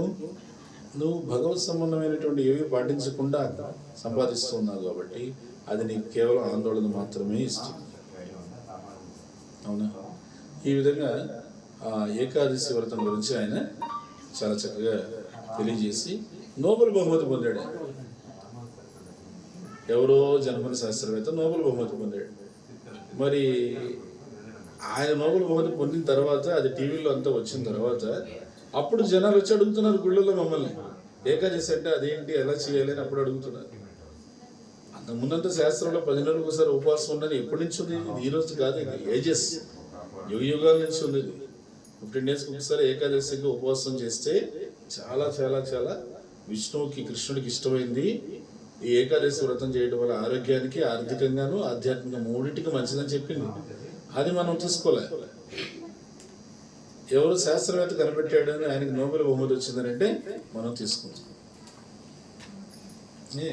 ఈ ఏకాదశి తిథికి ఆ శక్తి ఉందన్నమాట. ఏమి ఏకాదశి తిథికి ఉండే శక్తి? ఈ సమయంలో ఈ ఏకాదశి తిథి, దీనికి అంటే మనకి భౌగోళిక లెక్కల ప్రకారంగా చూసుకుంటే సముద్రంలో కొన్ని మార్పులు జరుగుతాయి ఏకాదశి రోజున. ఆ మార్పులు ఏం చేస్తాయంటే, సముద్రంలో జరిగేటువంటి ఆ మార్పులు చంద్రుడి వల్ల జరిగి అవి మన శరీరాన్ని ప్రభావితం చేస్తాయి. దానివల్ల ఏకాదశి రోజున మనం ఈ ఉపవాసం ఉండడం అనేటువంటిది ఏమవుతుందంటే, నీ శరీరం ఆ సముద్రపు మార్పులు ఏవైతే ఉన్నాయో వాటి వల్ల ప్రభావితం కాదు. దానివల్ల నీకు ఎటువంటి ఆరోగ్య సమస్యలు రావు. తర్వాత స్పిరిచువల్ అంటే ఆధ్యాత్మికంగా చూసుకుంటే, ఈ రోజున ఏకాదశి అనేటువంటి పవిత్రమైన రోజు భగవంతుడికి ఎంతో ఇష్టమైంది. ఇది ఎంత ఇష్టమైంది అనే దానికి మంచి నిరూపణ ఏమంటే, 2 ఉన్నాయి ఉదాహరణలు. చరిత్రలో ఒకటి, అలానే తర్వాత జగన్నాథ్పురిలో జరిగింది ఒకటి. చరిత్రలో ఉదాహరణ ఏమంటే అంబరీష్ మహారాజు ఉదాహరణ. అంబరీష్ మహారాజు ప్రపంచానికి చక్రవర్తిగా ఉన్నాడు. ఆయన చక్రవర్తిగా ఉండి, అసలు యాక్చువల్గా ఈ చక్రవర్తి అనేటువంటి పేరు పృథు మహారాజు నుంచి ప్రారంభమైంది. చక్రవర్తి, పృథు మహారాజుని చక్రవర్తి అనేవాడు. ఎందుకు చక్రవర్తి అంటారంటే, టైటిల్ ఫస్ట్ ఆయనకి వచ్చింది. కారణం, చక్రవర్తి అంటే అర్థం ఏంటి? చక్రవర్తి అంటారు కదా, ఏం చక్రవర్తి అంటే అర్థం? ఆయన రథచక్రాలు ఎప్పుడూ వర్తిస్తూనే తిరుగుతూనే ఉంటాయంట భూమండలం అంతా. అంటే అంత పట్టించుకుని తిరుగుతాడు అని. అదే మనం ఇప్పుడు చూస్తున్నాం, గెలిచిన తర్వాత వాడు ఇంట్లోంచి బయటికి కనిపించరు. ఏదైనా ఫెస్టివల్స్ వస్తే ఫోటోలు కనిపిస్తారు. అలా కాదు, చక్రవర్తి అంటే చక్రవర్తి, ఆయన రథచక్రాలు ప్రపంచం అంతా తిరుగుతూనే ఉంటాయి. ఫస్ట్ ఆ టైటిల్ వచ్చింది పృథు మహారాజుకే వచ్చింది. ఎందుకంటే అంత జనరంజకంగా ఆయన పరిపాలన చేశాడు. భూమిని బాగా నమ్ముకున్నాడు ఆయన. భూదేవి ఆయనకి స్వయంగా ఆయనకి మార్గదర్శకత్వం చేసేది. అంబరీష్ మహారాజు కూడా అలాంటి ఇది ఉంది, చక్రవర్తి. ఆయన ఏకాదశి తప్పేవాడే కాదు. మరి మహారాజుగా ఆయనకి ఎంత అడ్మినిస్ట్రేషన్ ఉన్నాయి, ఎంత పరిపాలన ఉన్నాయి, ఎంత ఇబ్బందులు ఉన్నాయి, ఎన్ని ఉన్నా కూడా ఏకాదశి వ్రతం మాత్రము తప్పే విషయమే లేదు. ఆయన ఏకాదశి పాటించి ఒక రోజున ఏకాదశి విరమించే సమయానికి దుర్వాసుమని వచ్చాడు. సరే దుర్వాసుమని వచ్చాడు కదా, సాధువు వచ్చారు. ఆయన అదే సమయంలో ఏకాదశి వ్రతం అయిపోయింది, ద్వాదశి పారాయణం చేయాల్సిన సమయం దగ్గరికి వస్తూ ఉంది. అది కొంచెం కొంత గ్యాపే ఉంటుంది. ద్వాదశి పారాయణ సమయం అంటే ఒక గ్యాప్ అనమాట, 2 hours 3 hours గ్యాప్. అది ఆ సమయంలో దుర్వాసుమని వచ్చేసాడు. రాగానే అతిథికి ముందు మనం అతిథి ఇవ్వాలి కదా, స్వామి రండి అని చెప్పేసి అంటే, నేను వస్తాను, కాలకృత్యాలు తెచ్చుకొని సంధ్యావందనం చేసుకొని వస్తాను నేను అని చెప్పాడు. అని చెప్పి వెళ్ళాడు. వెళ్ళి రాలే, చాలా లేట్ అయిపోతుంది. అప్పటికే ఆ ద్వాదశి పారాయణ సమయం దాటిపోతుంది. ఇంకేం చేయాలి? ద్వాదశి పారాయణ సమయం దాటి లోపల ఖచ్చితంగా వ్రతాన్ని విరమించకపోతే ముందు రోజు చేసిన ఉపవాసంతో వృధా అయిపోతుంది. అప్పుడు ఆయన అక్కడ నుండి సాధువుని అడిగాడు, ఇప్పుడు నేనేం చేయాలో చెప్పండి. ఆయన వచ్చాడు, ఒక సాధువు, ఇప్పుడే వస్తానన్నాడు, ఇంతవరకు రాలేదు. ఆయనకి పెట్టి నేను తిందామని చెప్పేసి అనుకున్నాను, కానీ అది కుదరడం లేదు. ఇప్పుడు నేను చేయమంటాను. వాళ్ళు అన్నారు, నువ్వు తీర్థం తీసుకో. తీర్థం తీసుకుంటే ఏకాదశి వ్రతాన్ని విరమించినట్లే. ఎందుకని? అప్పట్లో వాళ్ళు ఏకాదశి అంటే నిర్జల ఏకాదశి, అసలు కనీసం పచ్చి గంగ కూడా ముట్టకుండా చేసేవాళ్ళు. ఇప్పుడు ఈ రోజులు అలాంటి ఏకాదశి చేయమని చెప్తే పారిపోతారు. నువ్వు వద్దు, నీ ఏకాదశి వద్దు అని చెప్పి. అందుకే ఆచార్యులు కూడా మన పరిస్థితిని అర్థం చేసుకొని మనకి మినహాయింపించి చాలా కన్సిడరేషన్ ఇచ్చి ఏకాదశి అంటే చాలా తగ్గించారు. ఏమి సబ్జీలతో చక్కగా ఏకాదశి. ఈరోజు మీరు చూస్తారు ఏకాదశి ప్రసాదం అంటే ఇలా ఉంటుందా అంటారు, నేను ఇలా కూడా చేయొచ్చా అంటారు. ఆయన ఏం చేశారు, సాధువులు చెప్పారు కదా అని చెప్పి కొంచెం తీర్థం తీసుకున్నాను. ఆ తీర్థం తీసుకునే సమయానికి వచ్చేసాడు. వచ్చేసి చూశాడు, అయ్యో అతిథి నేను వచ్చాను, నాకు పెట్టకుండా నువ్వు ఎలా తీసుకుంటున్నావు అని చెప్పి కోపం వచ్చేసింది దుర్వాసుడు. వెంటనే ఒక అగ్ని రాక్షసుని తీసి సృష్టించి సంహరించమని చెప్పి పంపించేసరికి ఏం చేశాడు ఈయన అంబరీష్ మహారాజు, నేను చేసిన ఏకాదశి కరెక్ట్గా చేస్తే నా భగవంతుడు నన్ను నా ప్రజల్ని రక్షించగాక అని చెప్పి భగవంతుడికి అక్కడ ప్రార్థన చేస్తూ నిలబడిపోయాడు. ఎప్పుడైతే ఆయన భగవంతుడు ప్రార్థన చేస్తూ నిలబడిపోయాడో ఆయన పూజించే ఇష్టదైవం అక్కడ ఉన్నారు. ఆ ఇష్టదైవం యొక్క చేతిలో సుదర్శన చక్రం ఉంది. ఆ సుదర్శన చక్రం బయటకు వచ్చేసి ఉన్న బలంగా అన్ని రాక్షసుని సంహరించేసి తర్వాత ఇంకా దుర్వాసుడు వెంటబడి, దుర్వాసుడు ఏం చేశాడు, పరిగెత్తి వెళ్ళి ఎంత సుదర్శనమూర్తి కన్నా వేగవాడు, చాలా వేగంగా వెళ్ళి బ్రహ్మదేవుడి దగ్గరికి వెళ్ళాడు. బ్రహ్మదేవుడి దగ్గరికి వెళ్ళి ఆయన్ని శరణాగతి, బ్రహ్మదేవుడిని రక్షించమని చెప్పానంటే, బ్రహ్మదేవుడు చూసి సుదర్శన చక్రం దాన్ని నేను ఆపలే, నాకు ఆ శక్తి లేదు, ఇంకా ముందుకెళ్ళాలి, ఆగి చెలో. కైలాసం వెళ్ళి శివుణ్ణి అడిగాడు, నా సుదర్శన చక్రాన్ని నేను ఆపలేను, నువ్వు వైకుంఠం వెళ్ళు. విష్ణువు దగ్గరికి వెళ్ళాడు, ఆయన్ని అడిగాడు. విష్ణువు చూసి సుదర్శన చక్రాన్ని నేను ఆపలేను, ఇంకా ముందుకు వెళ్ళేది ఉండేదే వైకుంఠం, దానికన్నా ముందు ఇంకేముంది, దానికన్నా తర్వాత ఏముంది, నేను ఎక్కడికి వెళ్ళలేను అని అంటే అప్పుడు విష్ణువు అన్నాడు, నేనేం ఆపలేను ఆ సుదర్శన చక్రాన్ని అని. ఇది నీ ఆయుధమే కదా, నీ ఆయుధాన్ని నువ్వు ఆపలేనంటే? విష్ణువు అన్నాడు, పేరుకి నా ఆయుధం అంతే, ఊరికి అందరు చెప్పుకునేదానికి. నా ఆయుధం అయినా అది నా భక్తులే ఆధీనం. పేరుకి నా ఆయుధం, వాస్తవానికి నా భక్తుల ఆధీనం అది. కాబట్టి నువ్వు నా భక్తులను అడుగు, ఎవరినైతే నువ్వు వెళ్ళి కలిసావు ఆ భక్తుడి దగ్గరికి వెళ్ళి క్షమాపణ అడిగితేనే అది ఆగుతుంది, లేకపోతే ఆగదు. నేను ఆపినా కూడా ఆగదు, ఎందుకంటే అది నా చేయి దాటిపోయింది అప్పుడు అనేసరికి అప్పుడు మళ్ళీ తిరిగి ఆయన అంబరీష్ మహారాజ్ దగ్గరికి వచ్చాడు. అంబరీష్ మహారాజ్ దగ్గరికి వచ్చి ఆయన చూడండి, అంబరీష్ మహారాజు ఆ సుదర్శన చక్రం ఈయన తరుముకుంటూ వెళ్ళడం చూశాడు. చూసి వెంటనే ఏం చేశాడంటే ఆయన చూడండి, ఇది విశ్వనాథ్ చక్ర ఠాకూర్ చెప్తారు, టక్కన ప్రార్థన చేశాడంట. ఆయన సాధువు, ఆయనకి ఎటువంటి హాని కలిగించొద్దు అని చెప్పేసి భగవంతుడికి ప్రార్థన. అంబరీష్ మహారాజు ప్రార్థన వల్ల సుదర్శన చక్రము స్పీడ్ తగ్గించిపోయాడు.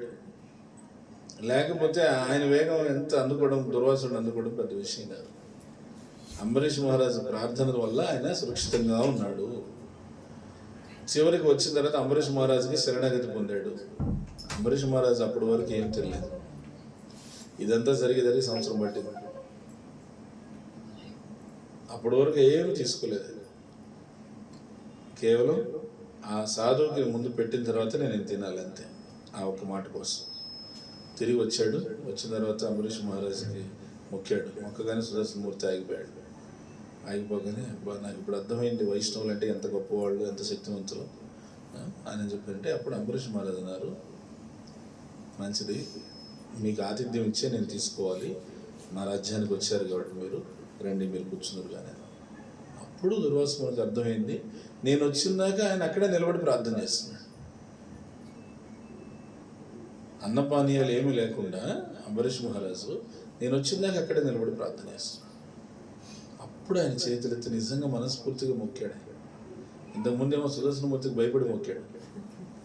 ఇప్పుడు మనస్ఫూర్తిగా వైష్ణవులు అంటే ఇంత గొప్ప హృదయం, ఆ ఇంటికి వచ్చిన వాడికి పెట్టకుండా నేను తినకూడదు అనే సూత్రానికి కట్టుబడి ఇంతసేపు ఆకలితో ఉన్నారా అని చెప్పి అప్పుడు మనస్ఫూర్తిగా చేతులెత్తి మొక్కాడు అన్నమాట.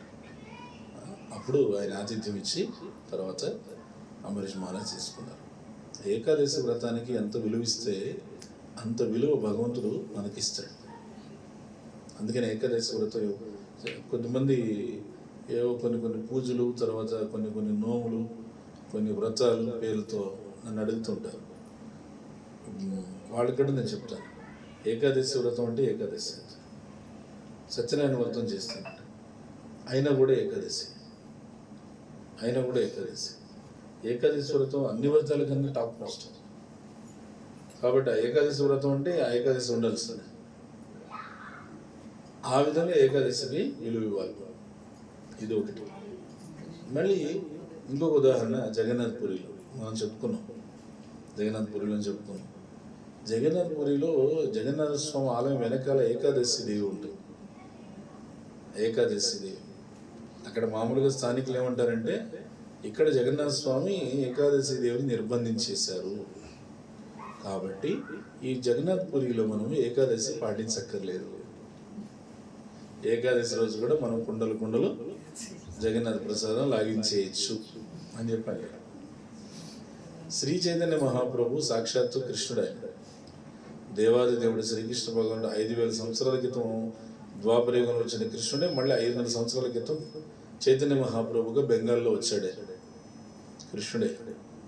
ఎలా అంటే ఆయన మీకు దీంట్లో వస్తుంది, ఏదది విష్ణు సహస్రనామంలో ఒక శ్లోకం వస్తుంది, సువర్ణవర్ణ హేమాంగో వరాంగ చందనాంగది అని వస్తుంది.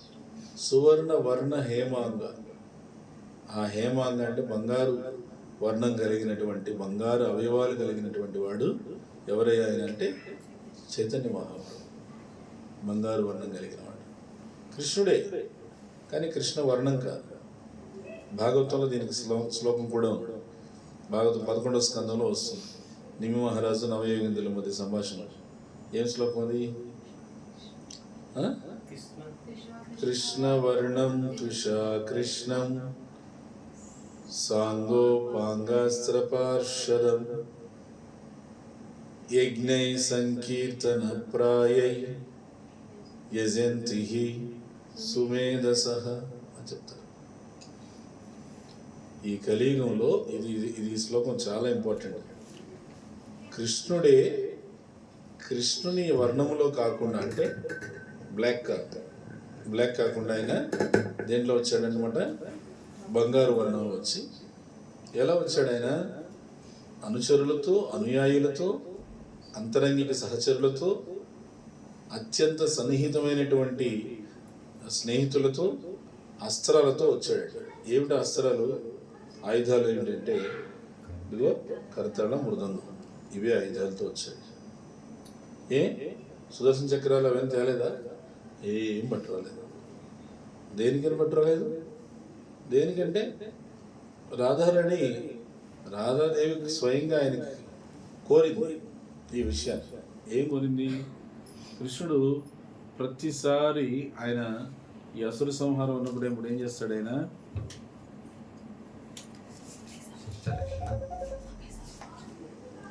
అసుర సంహారం అన్నప్పుడు ఆయన ఆయుధాలు సుదర్శన చక్రం పేరు చెప్తాడు. అలా ఒకసారి ఆయన సుదర్శన చక్రం పేరు చెప్పే టైంకి నారదముని వచ్చాడు. కలియుగంలో ప్రజల పరిస్థితి దారుణంగా ఉంది, ఆధ్యాత్మిక విషయాలంటే అలక్ష్యం చేస్తారు, నిర్లక్ష్యం చేస్తారు. భౌతిక విషయాలంటే బాగా తీసుకుంటారు. ఏమి సినిమాలకో లేకపోతే షికార్లకో బోల్డ్ అంత టైం స్పెండ్ చేస్తారు. భగవంతుని దగ్గర టైం స్పెండ్ చేయాలంటే చాలా చాలా చాలా సమయం వాళ్ళు అతి కష్టం మీద చేస్తారు. అసుర ప్రవృత్తి బాగా పెరిగిపోయింది అన్నాడు. ఆ అసుర అనే మాట వినగానే కృష్ణుడు కోపం వచ్చేసి ఆయుధం సుదర్శన చక్రాన్ని పిలిచాడు. సుదర్శన చక్రం ఎక్కడ అని చెప్పేసి పిలవగానే అప్పుడు రాధమ్మ ఏం చేసిందంటే ఆయన చేపట్టుకొని కుంజి కూర్చోబెట్టాడు. నువ్వు మాట్లాడితే అసుర అనగానే ఆయుధం అంటావు, నువ్వు ఏమి అసుర అంటేనే ఆయుధం అంటావు. అలా ఆయుధం పేరు ఎత్తద్దు. ఏమి ఆయుధం పేరు ఎత్తకుండా నువ్వేం చేయాలి, కేవలం ఆయుధం పట్టకుండా మనిషిలో ఉన్న అసుర ప్రవృత్తిని చంపాలి. మనిషిని చంపాలి. కలియుగంలో అలా చంపాలంటే అందరిలో అసుర ప్రవృత్తి ఉంది. ప్రతి ఒక్కరిలో దైవ స్వభావం ఉంది, రాక్షస స్వభావం కూడా ఉంది. నువ్వు అలా రాక్షస సంహారం అంటే అందరిని చంపాలి. అది కాదు, ఆయుధం పట్టకుండా వ్యక్తిలో ఉన్న అసుర లక్షణాలను తీసేయాలి. అలాంటి అవతారం ఏదైనా తీసుకో అని చెప్పిందట. అప్పుడు కృష్ణుడు అన్నాడు, నీ కోరిక మేరకు నేను కలియుగంలో చైతన్య మహాప్రభుగా అవతరించి ఆయుధం పట్టకుండా సంకీర్తన ద్వారా అసుర లక్షణాలను తీసేస్తాను. మీరు ప్రాక్టికల్గా చూడండి, భగవంతుని యొక్క నామ జపం చేయడం వల్ల, సంకీర్తన చేయడం వల్ల పిల్లల్లో ఎంత అల్లరి తగ్గిపోతుందో. నేను ప్రాక్టికల్గా అమర్ రాజా స్కూల్ ఉంది అక్కడ కరకంబడి, ఆ స్కూల్కి రెగ్యులర్గా నేను వెళ్ళేవాడిని. దానివల్ల ఏమైంది, అక్కడ పిల్లల్లో ఎంత ప్రవర్తన మార్పు వచ్చింది. ఎంత బాగా అల్లరిగా ఉండే పిల్లలంతా చాలా మంచి సభ్యతతో, సంస్కారంతో చాలా చక్కగా వాళ్ళ తల్లిదండ్రులను మళ్ళీ రమ్మని పిలిచారు. అంతలాగా అక్కడ మార్పు జరిగింది. ఆశ్చర్యం. 12 మంది పిల్లలు ఏకాదశి చేశారు. 12 మంది ఏకాదశి చేశారు. ఏకాదశి పాటించేవాడు చిన్న పిల్లలు ఏకాదశి పాటించారు. చూడండి, ఆ విధంగా అంత మార్పు తీసుకొచ్చింది. సో అందుకని ఏంటంటే ఆ నామం సంకీర్తనది చైతన్య మహాప్రభు స్వయంగా కలియుగానికి ఇచ్చారు. ఆ చైతన్య మహాప్రభు ఆయన ఏం చేశారంటే సన్యాసం తీసుకున్న తర్వాత బెంగాల్ నుంచి బయలుదేరి జగన్నాథ్పురికి వచ్చారు. జగన్నాథ్పురికి వచ్చిన తర్వాత ఆయన వచ్చిన తర్వాత ఏకాదశి వచ్చింది. ఏకాదశి వచ్చేసరికి అందరూ ఏం చేశారు, వాళ్ళ అలవాటు మా ప్రకారంగా ఏకాదశి ఎక్కడ లేదు కదా, ఏకాదశి రోజు కూడా కుండలు తినేయచ్చు. చైతన్య మహాప్రభు ఏం చేశారు, కన్ని కుండలు తెచ్చారా, పిలిచారు వాళ్ళు. ఈ కుండలో ప్రసాదం కూడా కృష్ణుడే, కృష్ణ ప్రసాదం కూడా కృష్ణుడే, జగన్నాథ్ ప్రసాదం కూడా జగన్నాథుడే. అందరూ ప్రణామం చేయండి అని అందరూ నమస్కారం చేశారు. నమస్కారం చేసిన తర్వాత కుండలని ఎత్తి లోపల పెట్టేయండి అని. అదేంటి, ఈరోజు ఏకాదశి. ఏకాదశి అనే జగన్నాథ్పురి అయితే ఏంటి, లేకపోతే ఇంకోటి బృందావనం అయితే ఏంటి, లేకపోతే నవద్వీప్ అయితే ఏంటి, భూమండలం మీద ఏ ప్రదేశమైనా సరే, ఇది చైతన్య మహాప్రభు వాక్యం. ఏమన్నారు, ఈ భూమండలం మీద ఏ ప్రదేశమైనా కానీ ఏకాదశి రోజు ఏకాదశి పాటించాల్సి. దానికి మీరు ఏ మినహాయం చెప్పడానికి లేదు. తీసి లోపల పెట్టేయడం, మొత్తం అన్ని కుండలు తీసి లోపల పెట్టేసారు ప్రసాదం. ఆ రోజు ఇంకా వాళ్ళు ఈ ఆకలేస్తుంది వాళ్ళకి, అంటే వాళ్ళు ఏకాదశి చేయట్లేదు కదా. చైతన్య మహాప్రభు, మీ ఆకలి పోగొట్టడానికి నేను వేరే మార్గం చెప్తాను రండి అని. ఏమిటని, చక్కగా సంకీర్తన చేయండి, సంకీర్తనలో ఆకలి వెళ్ళిపోతుంది. అందరి చేత సంకీర్తన చేయించి ఆ భగవన్నామ సంకీర్తనలో వాళ్ళకి ఆకలి మర్చిపోయారు. ఆ రోజంతా కీర్తన చేసుకుంటూ భగవంతుడికి కథ వింటూ ఏకాదశి. మరుసటి రోజు ద్వాదశి పారాయణం వచ్చింది కదా, అప్పుడు చైతన్య మహాప్రభు అన్నారు, కుండలన్నీ పట్టరండి అని చెప్పేసి మొత్తం అన్ని తీసుకొచ్చారు, అన్ని పెంచిపెట్టారు, తీసుకోండి ప్రసాదం. చైతన్య మహాప్రభు సాక్షాత్తు జగన్నాథ్పురిలో కూడా వదిలిపెట్టలేదు. ఏకాదశి అంటే ఏకాదశి పాటించాల్సి. అప్పటి నుంచి జగన్నాథ్పురిలో కూడా ఏకాదశి పాటించడం అనేది ఆనవాయితీగానే వచ్చింది. లేదా అప్పటిదాకా వాళ్ళు ఏమైనా ఏకాదశి ఇక్కడ అక్కర్లేదు, ఇక్కడ అవసరం లేదు అని అక్కడ కూడా చేయాల్సి. మహాప్రభు ఏం చెప్పారు, భూమండలం మీద ఎక్కడైనా కానీ ఏకాదశి తిథి అంటే ఏకాదశి పాటించాల్సి. అంత ఇంపార్టెంట్. ఏకాదశి ఏంటంటే కేవలం ఉపవాసం కాదు, ఉపవాసం. ఉప అంటే దగ్గరగా, వాస అంటే నివసించడం. భగవంతునికి దగ్గరగా నివసించడాన్ని నిజమైన ఉపవాసం. ఆ రోజు ఆహార ఉపవాసం ఉండాలి. ఆహార ఉపవాసంతో పాటుగా వ్యవహార ఉపవాసం కూడా ఉండాలి. వ్యవహార ఉపవాసం అంటే నీ వ్యవహారం ఆ రోజు ఎలా ఉండాలంటే భగవంతుడి దగ్గరగా ఉండాలి. ఉందా దగ్గరగా? ఈరోజు దగ్గరగా ఉందా లేదా? ఆయన గురించి మాట్లాడుకుంటున్నాం, ఆయన గురించి చెప్పుకుంటున్నాం, ఆయన సంకీర్తన పాడుకుంటున్నాం. ఇదంతా ఇలా చేస్తే అది నిజమైనటువంటి ఏకాదశి. సో అట్లా ఏకాదశి వ్రతం అపర ఏకాదశి. ఈరోజు ఈ అపర ఏకాదశి అనేది యుధిష్ఠిర మహారాజుకి కృష్ణుడు తెలియజేశాడు బ్రహ్మాండ పురాణం. ఇది ఏకాదశి, దీని యొక్క మహత్యం ఏంటని అడిగాడు. చాలా గొప్పగా చెప్పారు కృష్ణుడు ఈ ఏకాదశి గురించి. ఏమిటంటే ఈ అపర ఏకాదశి ఎన్నెన్ని పాపకర్మలు చేస్తున్నా అతను ఆయన జీవితంలో ఒక వ్యక్తి గోహత్య పాతకం, బ్రహ్మహత్య పాతకం, భ్రూణ హత్య పాతకం. భ్రూణ అంటే అబర్షన్, ఏమి బ్రహ్మహత్య అంటే బ్రాహ్మణ హత్య, గోహత్య అంటే గోవధ, ఏమి ఇవి ఎన్ని ఇలాంటివి ఇంత ఘోరమైనటువంటి పాతకాలు చేసినా కూడా అతనికి ఆ పాతకాల నుంచి, పాపాల నుంచి విముక్తి వస్తుంది. ఇంకా తప్పుడు జాతకాలు చెప్పిన లేదు, తప్పుడు సాక్ష్యాలు చెప్పిన, వేరే వాడికి ఎవరికైనా తప్పుడు సాక్ష్యం చెప్పుకుంటాడు. హరే కృష్ణ, హరే కృష్ణ.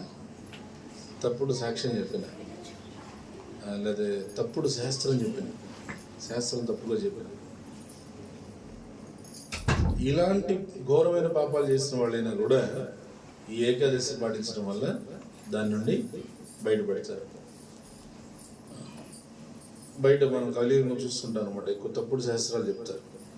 తప్పుడు శాస్త్రాలు అంటే భగవద్గీతలో 700 శ్లోకాలు ఉంటాయి. కొద్దిమంది 700 కాదు, కృష్ణుడు కొన్ని శ్లోకాలు చెప్పలేదు, అవి నాకు తర్వాత కల్లో ఫోన్ చేసి చెప్పాడు కాబట్టి 20 శ్లోకాలు యాడ్ చేసుకోవాలని చెప్పేసి చెప్తారు. అంటే గురు పరంపర లేదు, ఏమి లేదు, వాళ్ళు సొంతంగా అలా చెప్పడారు. ఎవరికి చెప్పలేదంటే వాళ్ళకే కల్లో కనపడి కృష్ణుడు చెప్పాడంట, ఆ శ్లోకాలు భగవద్గీతలు చేర్చమని చెప్పాడు. ఏంటట్లా అది?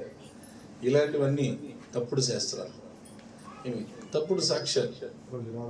హరి హరి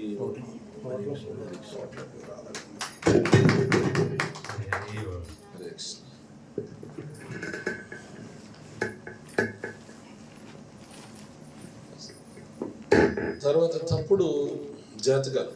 కొంతమంది జాతకాలు పిచ్చి ఉంటుంది. అప్పుడు జాతకాలు పిచ్చి ఉంటే ఏం చేస్తారు, రకరకాలైన తప్పుడు జాతకాలు చెప్పేసి మభ్య పెట్టేస్తుంటారు. వాస్తవంగా మనం ఏంటంటే భగవంతుని మీద ఆధారపడినటువంటి వ్యక్తికి అనుగ్రహం లభిస్తుంది. ఏకాదశి చేస్తే అనుగ్రహం లభిస్తుంది. అనుగ్రహం ఉన్నవాడు గ్రహం మీద ఆధారపడాల్సిన అవసరం. జాతకాలు అంటే ఏంటి? గ్రహాలే కదా. ఆ గ్రహాల మీద ఆధారపడేటువంటి దానికి బృందావనంలో స్వామి హరివంశాన్ని ఆయన అందరికీ హెచ్చరికగా చెప్తాడు. బృందావనం స్వామి హరివంశాన్ని ఆయన్ని వంశీ అవతారం అంటారు. స్వామి హరివంశం ఆయన ఏం చెప్తారంటే, జాతకంలో అశుభ స్థానాలని ఉంటాయి. ఆ అశుభ స్థానాలు ఒక్కొక్క గ్రహానికి ఒక్కొక్క అశుభ స్థానం ఉంటుంది. నవగ్రహాలకి ఒక్కొక్క దానికి ఒక్కొక్క అశుభ స్థానం ఉంటుంది. ఆయన ఏమంటారంటే, నాకు అన్ని అశుభ స్థానాలు నాకు ఇచ్చేయండి, మొత్తం అన్ని. మామూలుగా ఒక్కొక్కరికి ఒక 2-3 గ్రహాల అశుభ స్థానం ఉంటుంది అంతే. స్వామి హరివంశ అంటారు, అట్లా వద్దు, నాకు మొత్తం అన్ని అశుభ స్థానాలు నాకు ఇచ్చేసేయండి. 9 నవగ్రహాలు. ఏ విధంగా? ద్వాదశ చంద్ర, కృతస్థల మంగళ, బుద్ధ విరుద్ధ, సో గురు భాక, యది దశమ భవన మంద సుఖేతు జనమకే అంక, అష్టమ రాహు చతుర్థ దివామణి. 9 గ్రహాల యొక్క అశుభ స్థానాలు ఏవి? ద్వాదశ చంద్ర, చంద్రుడు 12 స్థానంలో ఉంటే అశుభ. కృతస్థల మంగళ, మంగళ 4వ స్థానంలో ఉంటే అశుభ. బుద్ధ విరుద్ధ, బుద్ధుడు విరుద్ధంగా ఉంటే అశుభ. సో గురు భాక, గురువు కింది స్థానంలో ఉంటే అశుభ. యది దశమ భవన మంద, శని 10వ స్థానంలో ఉంటే. తర్వాత సుకేతు జనమకే అంక, కేతు 1వ స్థానం. ఇట్లా ఉన్నాయి కొన్ని, ర్యాండమ్గా చెప్తున్నాను. ఏమి తర్వాత ఏమది అష్టమ రాహు, రాహు 8వ స్థానంలో ఉంటే అష్టం. చతుర్థ దివామణి, దివామణి అంటే సూర్యుడు, ఆయన 4వ స్థానంలో ఉంటే అశుభం. ఇలాంటి ఎన్నైనా ఉన్నాయి. ఇవన్నీ ఉంటే కూడా ఏం చెప్తున్నారు ఆయన స్వామి హరివంశ, సో హరివంశ కరతనాశంక జో భై కృష్ణ చరణ మన అర్పిత తో వై కరిక నవగ్రహ రంక. ఇది బ్రజ లాంగ్వేజ్, బ్రజ భాష. కృష్ణుడు మాట్లాడింది అవధి భాష, కృష్ణుడు మాట్లాడింది బ్రజ భాష, రాముడు మాట్లాడింది అవధి భాష. అయోధ్యలో అవధి భాష, బృందావనంలో బ్రజ భాష. ఆ బ్రజ లాంగ్వేజ్లో ఏం చెప్తున్నారంటే ఆయన తోవై, ఈ హరివంశకి ఏమి దీనివల్ల శంక లేదు. ఎందుకు లేదనంటే జో వై కృష్ణ చరణ మన అర్పిత తో వై కరిక నవగ్రహ రంక. కృష్ణుడు పాదపద్మాలకి మనసును అంకితం చేసిన వాడికి ఈ నవగ్రహాలతో వచ్చేటువంటి ఈ బెడదే ఉంది. అనుగ్రహాన్ని నమ్ముకున్న వాడికి నవగ్రహంతో పని ఉంది. దాంతో ఇప్పుడు రాహుకేతు అంటే ఒక చోటికి పరిగెత్తాలి, అవునా? శని అంటే ఇంకో చోటికి వెళ్ళాలి, శుక్ర అంటే ఇంకో చోటికి వెళ్ళాలి. మొత్తం నవగ్రహాలకు సంబంధించినటువంటి అన్ని దోషాలు కూడా భగవన్ నామ జపంతో అనుగ్రహంతో వెళ్ళిపోతుంటే, అనుగ్రహ అంటే అర్థం ఏంటి? గ్రహాలు నీకు అనుకూలంగా ఉంటాయి. అనుగ్రహ ఏమి?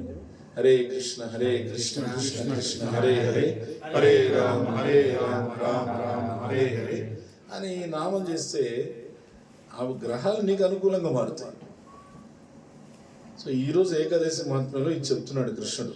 ఏమనంటే తప్పుడు శాస్త్రం చెప్పేవాడు, తప్పుడుగా జాతకాలు చెప్పేవాడు, తప్పుడుగా సాక్ష్యం చెప్పేవాడు, వీళ్ళందరూ కూడా చాలా తీవ్రమైన దారుణమైనటువంటి ఫలితాలు ఎదుర్కొంటారు. వీళ్ళకు కూడా ఈరోజు ఈ అపర ఏకాదశిని నిజాయితీగా పాటిస్తే ఆ దోషాలన్నీ వెళ్ళిపోతాయి, ఆ పాపకర్మ అంతా దూరం అయిపోతుంది. అంత అనుగ్రహం కలిగింది అపర ఏకాదశి. ఎంత చెప్తున్నారు? కార్తీక మాసంలో పుష్కర్లో రోజు 3 పూట్ల స్నానం చేసిన ఫలితం. మాఘ మాసంలో ప్రయాగరాజ్లో రోజు, ఇది ప్రయాగరాజ్లో మాఘమాసం మొత్తం స్నానం చేసిన ఫలితం. ఎంత విశేషం చూడు. మళ్ళీ ఏమిది గయల విష్ణుపాదంలో అక్కడ శ్రాద్ధ కర్మ చేస్తున్న ఫలితం ఈరోజు చేసిన దానికి.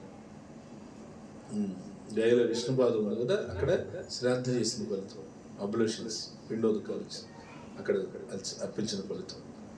ఇంకా వారణాసిలో శివరాత్రి రోజున శివయ్యని సేవిస్తే వచ్చే ఫలితం ఈరోజు ఏకాదశి చేస్తే వస్తుంది. శివరాత్రి రోజు, శివరాత్రి ఒకసారి గోవర్ధన పరిక్రమ చేసి రాత్రి అంతా నిద్రపోకుండా పరిక్రమ చేసి, శివరాత్రి రోజు రాధాకుండం దగ్గర ఉండి అక్కడ శివయ్య చెప్పిన రాధికాష్టమం, రాధా కృపా కటాక్షము రాధికాష్టమం పాడింది. రాధికాష్టం అంటే ఆయన ఎవరిది? జీవ గోస్వామి ఎవరు. ఆ శివరాత్రి రోజు శివుడికి ఇష్టమైనటువంటి కాశీలో, ఆ కాశీలో శివుడికి ఇష్టమైనటువంటి కాశీలో గంగాజలంతో శివయ్యకి సేవ చేయడం అంటే ఎంత ఇష్టం అనమాట. ఎందుకు ఆ గంగాజలం అంటే శివుడికి అంత ఎందుకు ఇష్టం? విష్ణు పాదం నుంచి ఉద్భవించింది గంగ. విష్ణు పాదం నుంచి గంగ వచ్చింది కాబట్టి ఆ గంగని శివుడు ఎక్కడ ధరించాడు? ఇక్కడ. గంగాతరంగ రమణీయ జటాకలాపం గౌరీ నిరంతర విభూషిత వామభాగం నారాయణ ప్రియ మదంగ మదాపహారం వారాణసీపురపతి భజ విశ్వనాథం. గంగని ఆయన తన శిరస్సును ధరించాడు. గౌరీదేవి ఎప్పుడు ఆయన యొక్క వామభాగం ఎడం పక్కన కూర్చుంటుంది. ఆ శివుడు ఎవరైనా నారాయణుడికి అత్యంత ప్రియమైన. అందుకేం చెప్పారు? గయా, కాశీ, ప్రయాగ ఈ మూడు ఒకే లైన్లో ఉంటాయి. గయ, కాశీ, ప్రయాగ. గయ ఏమో విష్ణుపాదం, కాశీ ఏమో విష్ణు హృదయం. విష్ణు హృదయం కాశీ, ప్రయాగ విష్ణు శిరస్సు. ఈ మూడింటిని ఒకేసారి చూస్తే నువ్వు విష్ణుని పాదం నుంచి శిరస్సు వరకు చూసినట్లు లెక్క. గయ, కాశీ, ప్రయాగ అంత విశేషమైన స్థానం. అంటే ఆ కాశీ ఏం చెప్తున్నారు, విష్ణు హృదయం అని. ఎందుకంటే శివయ్య అక్కడ ఉన్నాడు. ఆ శివరాత్రి రోజు శివయ్యకి సేవ చేస్తే వచ్చే ఫలితము ఈ ఏకాదశి వల్ల వస్తుంది. ఇంకా కురుక్షేత్రంలో సూర్యగ్రహణం రోజున స్వయంగా స్నానం చేసి అక్కడ గోవును దానం చేస్తే వచ్చే ఫలితం ఈ ఏకాదశి వల్ల వస్తుంది. ఇంకా మంచి పుష్కర స్నానం చేసిన ఫలితం కూడా వస్తుంది. పుష్కర్ అంటే బ్రహ్మదేవుడు ఉండే ప్లేస్. భూమండలం మీద ఒకే ఒక మందిరం అది బ్రహ్మదేవుడు. ఈ భృగుముని యొక్క శాపం వల్ల ఎక్కడ మందిరం లేదు. అయినా కూడా విష్ణువు ఏం చేశాడంటే, సృష్టికర్త కదా, నీకు ఒక మందిరం నేను పెట్టిస్తాలే అని చెప్పి భగవంతుడు ఏర్పడుతూ ఒక మందిరం ఉంది. అది పుష్కర్, గుజరాత్లో ఉంది. అక్కడ ఒకసారి వెళ్ళి చూసి వచ్చారు అనుకోండి కదా. పుష్కర్ పోలేదు, ఎవరు పోయింది, పుష్కర్ వెళ్ళి చూసి వచ్చామని చెప్పారు. అక్కడ పుష్కర్లో స్నానం చేసిన ఫలితం. ఇంకా ఇంకోటి ఉంది, ఏమది, పుణ్య గడియలు. పుణ్య గడియలు అంటే మంచి శుభతిథులలో, అక్షయ తృతీయ లాంటి శుభతిథులలో కేదార్నాథ్, బద్రీనాథ్ దర్శనం చేసుకునే ఫలితం ఉంది ఈరోజు. పుణ్య గడియల్లో కేదార్నాథ్, బద్రీనాథ్ దర్శనం చేసుకుంటే ఎంత ఫలితమో ఈరోజు అంత ఫలితం. ఇవన్నీ ఇచ్చాడు, ఇవన్నీ ఓపిక చెప్పాడు కృష్ణుడు. ఇన్ని ఫలితాలు ఉన్నాయి అని ఇన్ని చెప్పి కృష్ణుడు లాస్ట్లో ఏమంటాడంటే, ఆయన భగవద్భక్తుడు ఈ ఫలితాలను ఏమీ కోరుకోకుండా ఏం కోరుకుంటాడు, ఏకాదశిని ఎందుకు చేస్తున్నాను అంటే విష్ణువు యొక్క ప్రీత్యర్థమై చేస్తున్నాను. నేను ఇవన్నీ ఆశించి కాదు, ఇవి సహజంగా లభిస్తే కూడా నేనేం దాని గురించి పెద్దగా ఆపేక్షించేది లేదు. నేను చేసేది ఎందుకంటే ఏకాదశి కేవలం విష్ణువు యొక్క ప్రీత్యర్థమై. ఎందుకని ఏకాదశి ప్రణామ మంత్రం ఏం చెప్పండి, ఏకాదశి వ్రతం నామ సర్వకామ ఫలప్రదం కర్తవ్యం సర్వదా విప్రై విష్ణు ప్రీణన కారణం. ఇది ఏకాదశి వ్రతం అనేదంటే నువ్వు ఏం కోరుకుంటే కూడా అది నెరవేరుస్తుంది. కానీ నీ కర్తవ్యం ఏంటంటే, నీ డ్యూటీ విష్ణు యొక్క ప్రీత్యర్థమై ఏకాదశి వ్రతాన్ని చేయాలి. కాబట్టి అటువంటి ఏకాదశిని మనము ఈ రోజున 26 ఏకాదశి నామాలతో మనము చెప్పుకుందాము.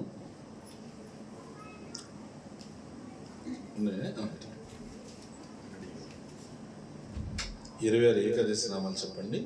ఎందుకంటే 26 ఏకాదశి నామాలు మనం పారాయణం చేస్తే ఈరోజు ఏకాదశి చేయని వాళ్ళకి చేసిన ఫలితం వస్తుంది. షరతు ఏమిటంటే వచ్చే ఏకాదశి నుంచి పాటించాలి. ఆల్రెడీ చెప్పేసింది, గుర్తుపెట్టుకో. హరే కృష్ణ. ఈరోజు ఏకాదశి చేయని వాళ్ళకి ఏకాదశి చేసిన ఫలితం వరకు సంతోషం అయిపోయింది. ఏమి షరతు ఏమిటంటే వచ్చే ఏకాదశిని పాటించాలని కానీ అని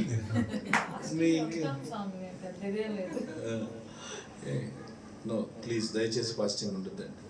ఏకాదశి రోజు ఫీస్టింగ్ చేసుకోండి. ఏకాదశి ప్రసాదంతో ఫీస్ట్ చేసుకోండి. ఏకాదశి ప్రసాదం ఫీస్ట్ మీకు తెలియదు అంటారా, చెప్పండి. ఆ రోజు మందిరంలోకి వస్తే ఆ ఫీస్ట్ ఏంటో ఏమి రుచి చూపిస్తాం, లేదా ఇక్కడే చేసి ప్రసాదం మీకు ఏర్పాటు చేస్తాం. ఏకాదశి ఎవరెవరు చేస్తారో అందరికి ఏకాదశి ప్రసాదం చేసి పెట్టాడు. ఏకాదశి రోజు భక్తులకు ప్రసాదం పెట్టి అంతకన్నా గొప్ప ఏమో, అవునా? కొద్ది మధ్యాహ్నం అదే చెప్తున్నాం, పండు మీద అంతమందికి ఏకాదశి ప్రసాదం వస్తుంది, కింద ఎవరికైనా పంపిస్తున్నామా? లేదు కదా.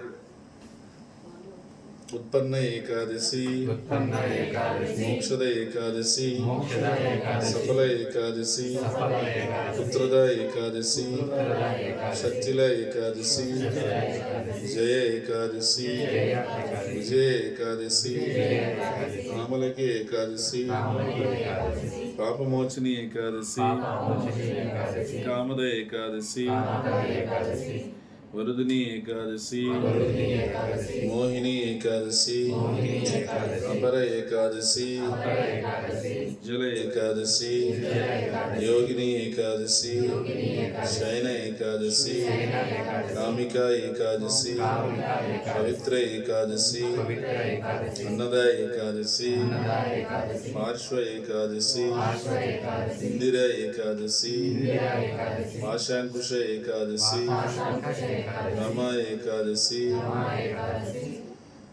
ఉత్థాన ఏకాదశి, పద్మిని ఏకాదశి, పరమ ఏకాదశి.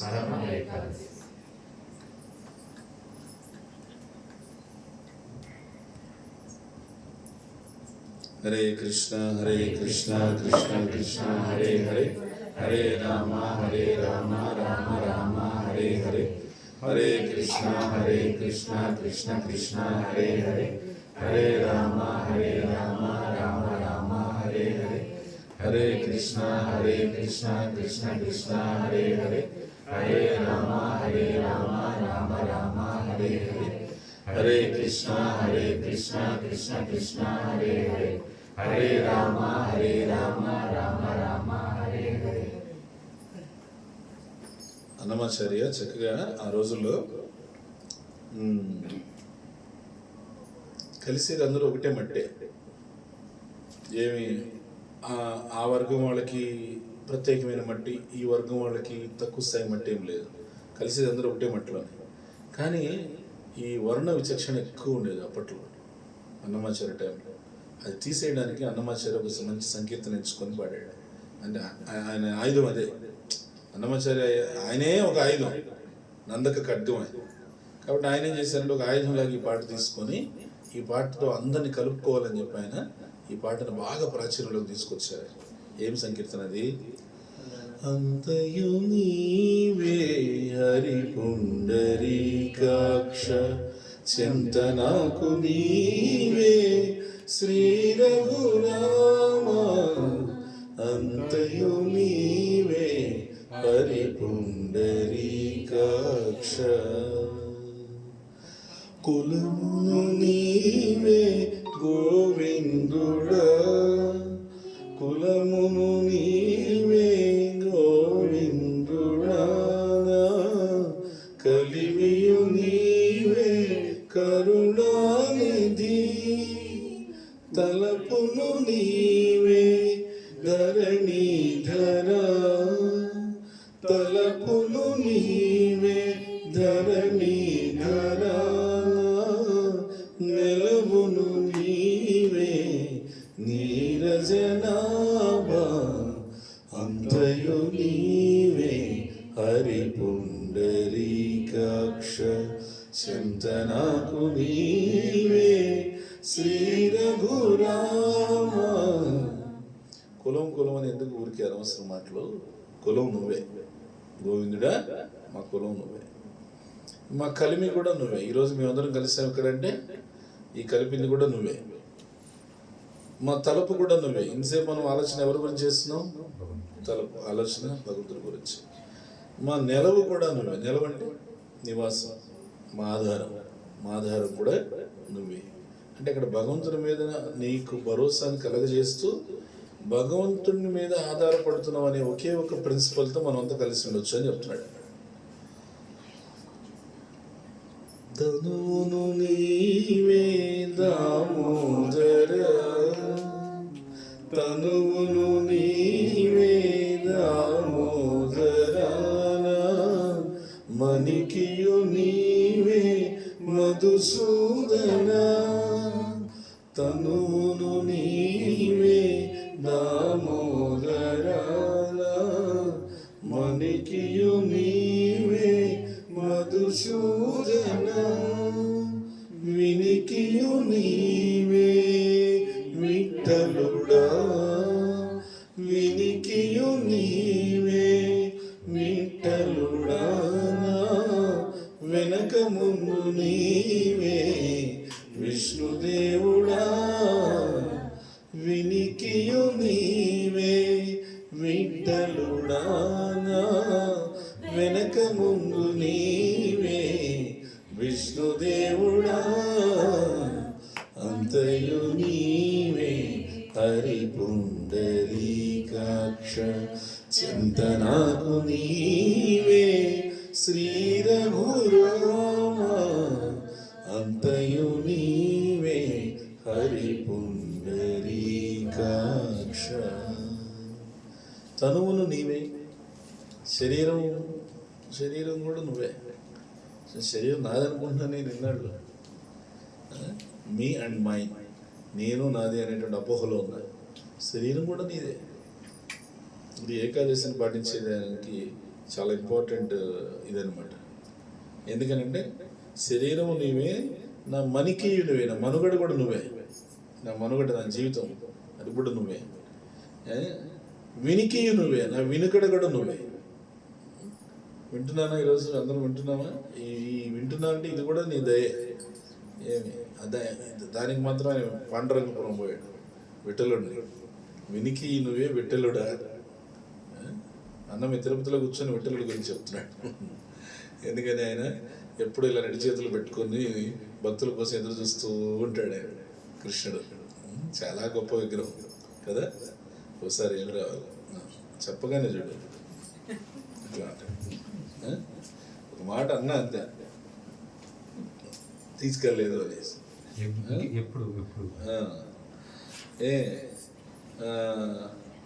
తర్వాత మామూలుగా ఎవరున్నారా నీ వెనక ముందు గట్టి ఎగిరెగిరి పడుతున్నావు అన్నట్టు. నా వెనక ముందు ఎవరున్నారా? విష్ణుదేవుడే.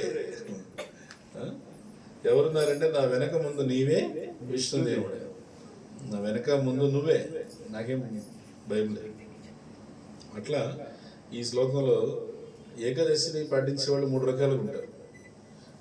ఒకటి వచ్చి నేను శరీరం ఒకటే, ఆత్మ అంత ఏం లేదు. కాకపోతే ఈ ఏకాదశి వ్రతాలు, నోములు, యజ్ఞాలు ఇవన్నీ ఏవైతే ఉన్నాయో మన చక్కగా శరీరానికి కావాల్సినటువంటి తృప్తికరమైనటువంటి ఇంద్రియ భోగాలను మనం అనుభవింపజేయడానికి ఇవన్నీ కూడా ఉన్నాయి అనే అవగాహనతో ఏకాదశి పాటించేవాడు. అలాంటి వాళ్ళ కోసం ఏకాదశిలో అలాంటి ఫలితాలన్నీ చెప్తారు, పుణ్య ఫలితాలు 2 వస్తాయి. ఇది ఫస్ట్ది. సెకండ్ కేటగిరీ వాళ్ళు ఏమంటారంటే లేదు శరీరం ఉంది, ఆత్మ ఉంది. ఫస్ట్ కేటగిరీ వాళ్ళు ఏమన్నారు? ఆత్మ లేదు, శరీరమే ఉండేది. శరీరానికి సుఖం ఇచ్చేదానికి ఏకాదశి లాంటి వ్రతాలు ఉన్నాయి కాబట్టి ఏకాదశి పాటించారు. 2వ కేటగిరీ లేదు శరీరము ఉంది, ఆత్మ ఉంది. శరీరానికి ఇంద్రియ భోగాలు ఇవ్వడానికి, ఆత్మకి ఆత్మ ఆనందాన్ని కలిగించడానికి, రెండింటికి కలిపి మనం ఏకాదశి లాంటి వ్రతాలు చేసుకోవాలి. అటు అది ఉండాలి, ఇటు ఇది ఉండాలి అని చెప్పారు. ఇంకా మూడోది ఎవరు? శరీరము, ఆత్మ, ఇంద్రియాలు, ఈ 3 కూడా కృష్ణుడివే. ఈ 3 కృష్ణుడివే. కాబట్టి మనం ఏకాదశి ఎవరి కోసం చేయాలి? విష్ణు ప్రీత్యర్థమై చేయాలి. అవునా? మమై వంశో జీవలోకి అన్నాడా? అక్కడ ఆత్మ అయింది, అయిపోయిందా? మమై వంశం అన్నాడు అక్కడ రైట్స్ అది వెళ్ళిపోయినాయా? ఆత్మ రైట్స్ అన్నీ ఆయనకి వెళ్ళిపోయినాయా? ఇంకా మరి ఇంక మిగతా ఇవి ఇంక ఆత్మ వెళ్ళిపోతే ఇంకేముంది? ఇక్కడ స్థూల శరీరం, సూక్ష్మ శరీరం ఉండేది. ఆ స్థూల శరీరం, సూక్ష్మ శరీరం పోలి నీదని నువ్వేమన్నా ఆరోపించుకుంటావేమో. భూమి నభో నలో వాయు కమ్మనో బుద్ధిరేవచ అహంకార ఇతీయమ్మే భిన్న ప్రకృతి రాష్ట్రద. కృష్ణుడే ఉంటున్నాడు, భూమి, నీరు, నిప్పు, గాలి, ఆకాశం, మనసు, బుద్ధి, అహంకారం అనేటువంటి 8 మూలకాలకు ఉన్న ప్రకృతి నాది అంటున్నాడు. అయిపోయింది. దానికి రైట్స్ అన్ని రిజర్వ్డ్ అయిపోయినాయి, ఆత్మ రైట్స్ రిజర్వ్డ్ అయిపోయినాయి. ఇంకేముందని చెప్పాలి అక్కడ.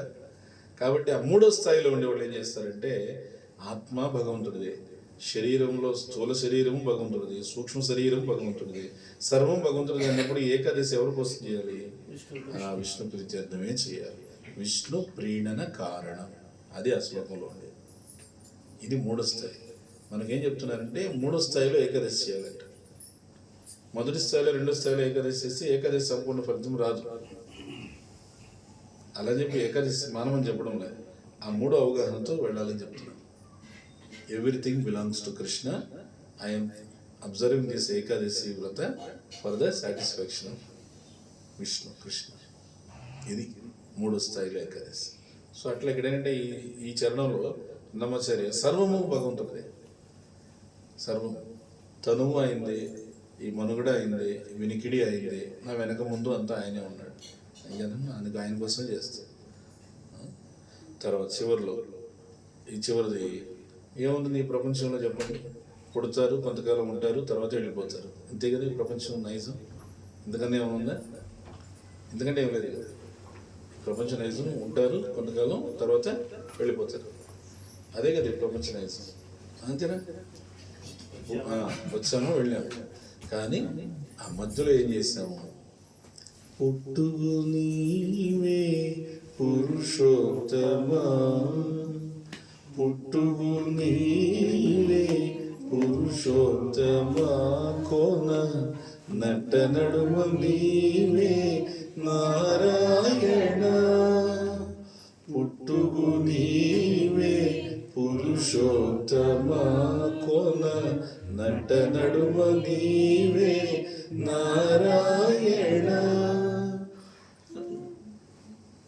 ఇట్టే శ్రీ వెంకటేశ్వరుడా, ఇట్టే శ్రీ వెంకటేశ్వరుడా, నాకు నెట్టన గతి ఇంక నీవే నీవే, అంతయు నీవే హరి పుండరీకాక్ష, చింత నాకు నీవే శ్రీ రఘురామ, అంతయు నీవే హరి పుండరీకాక్ష, చింత నాకు నీవే శ్రీ రఘురామ, శ్రీ రఘురామ, శ్రీ రఘురామ. పుట్టడం, ఆ పుట్టుకలోనూ నీ ప్రమేయం ఉంది. పుట్టుకలో భగవంతుడి ప్రమేయం ఉందా లేదా? ఉంది. 5వ స్కందం చదవండి. జీవు 5వ స్కందం శిశు గీత. గర్భంలో ఉన్న శిశువు భగవంతునికి వేడుకుంటుందంట, ఏమని?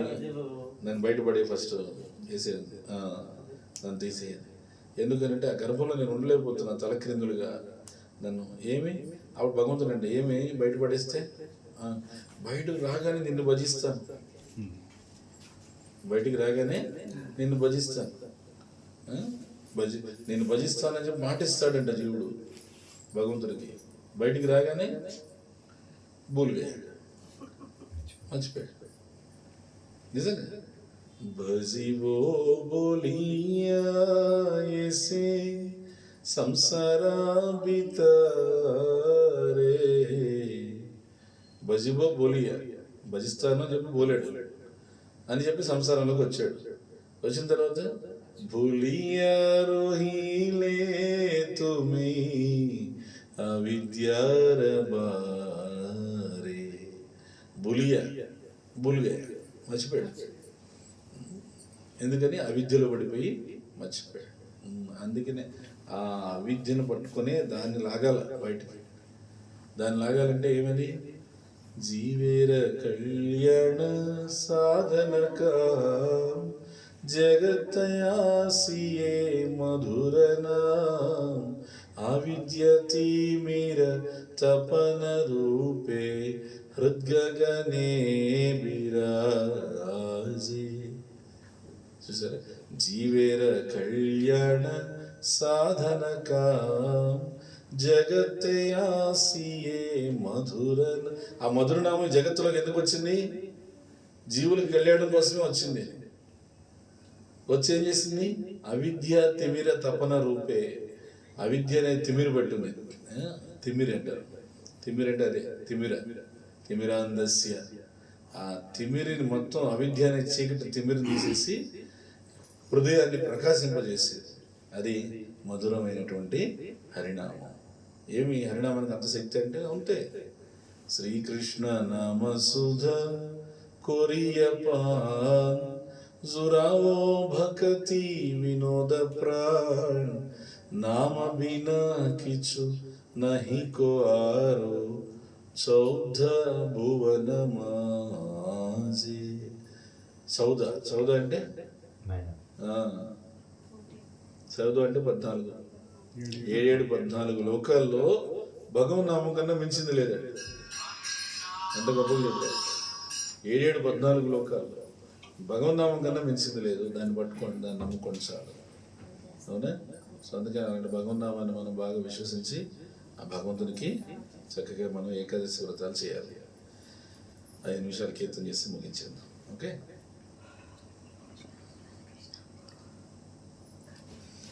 హరే కృష్ణ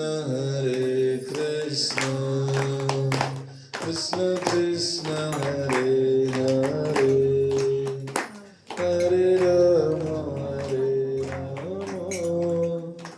రామ రామ హరే హరే. హరే కృష్ణ కృష్ణ కృష్ణ హరే హరే.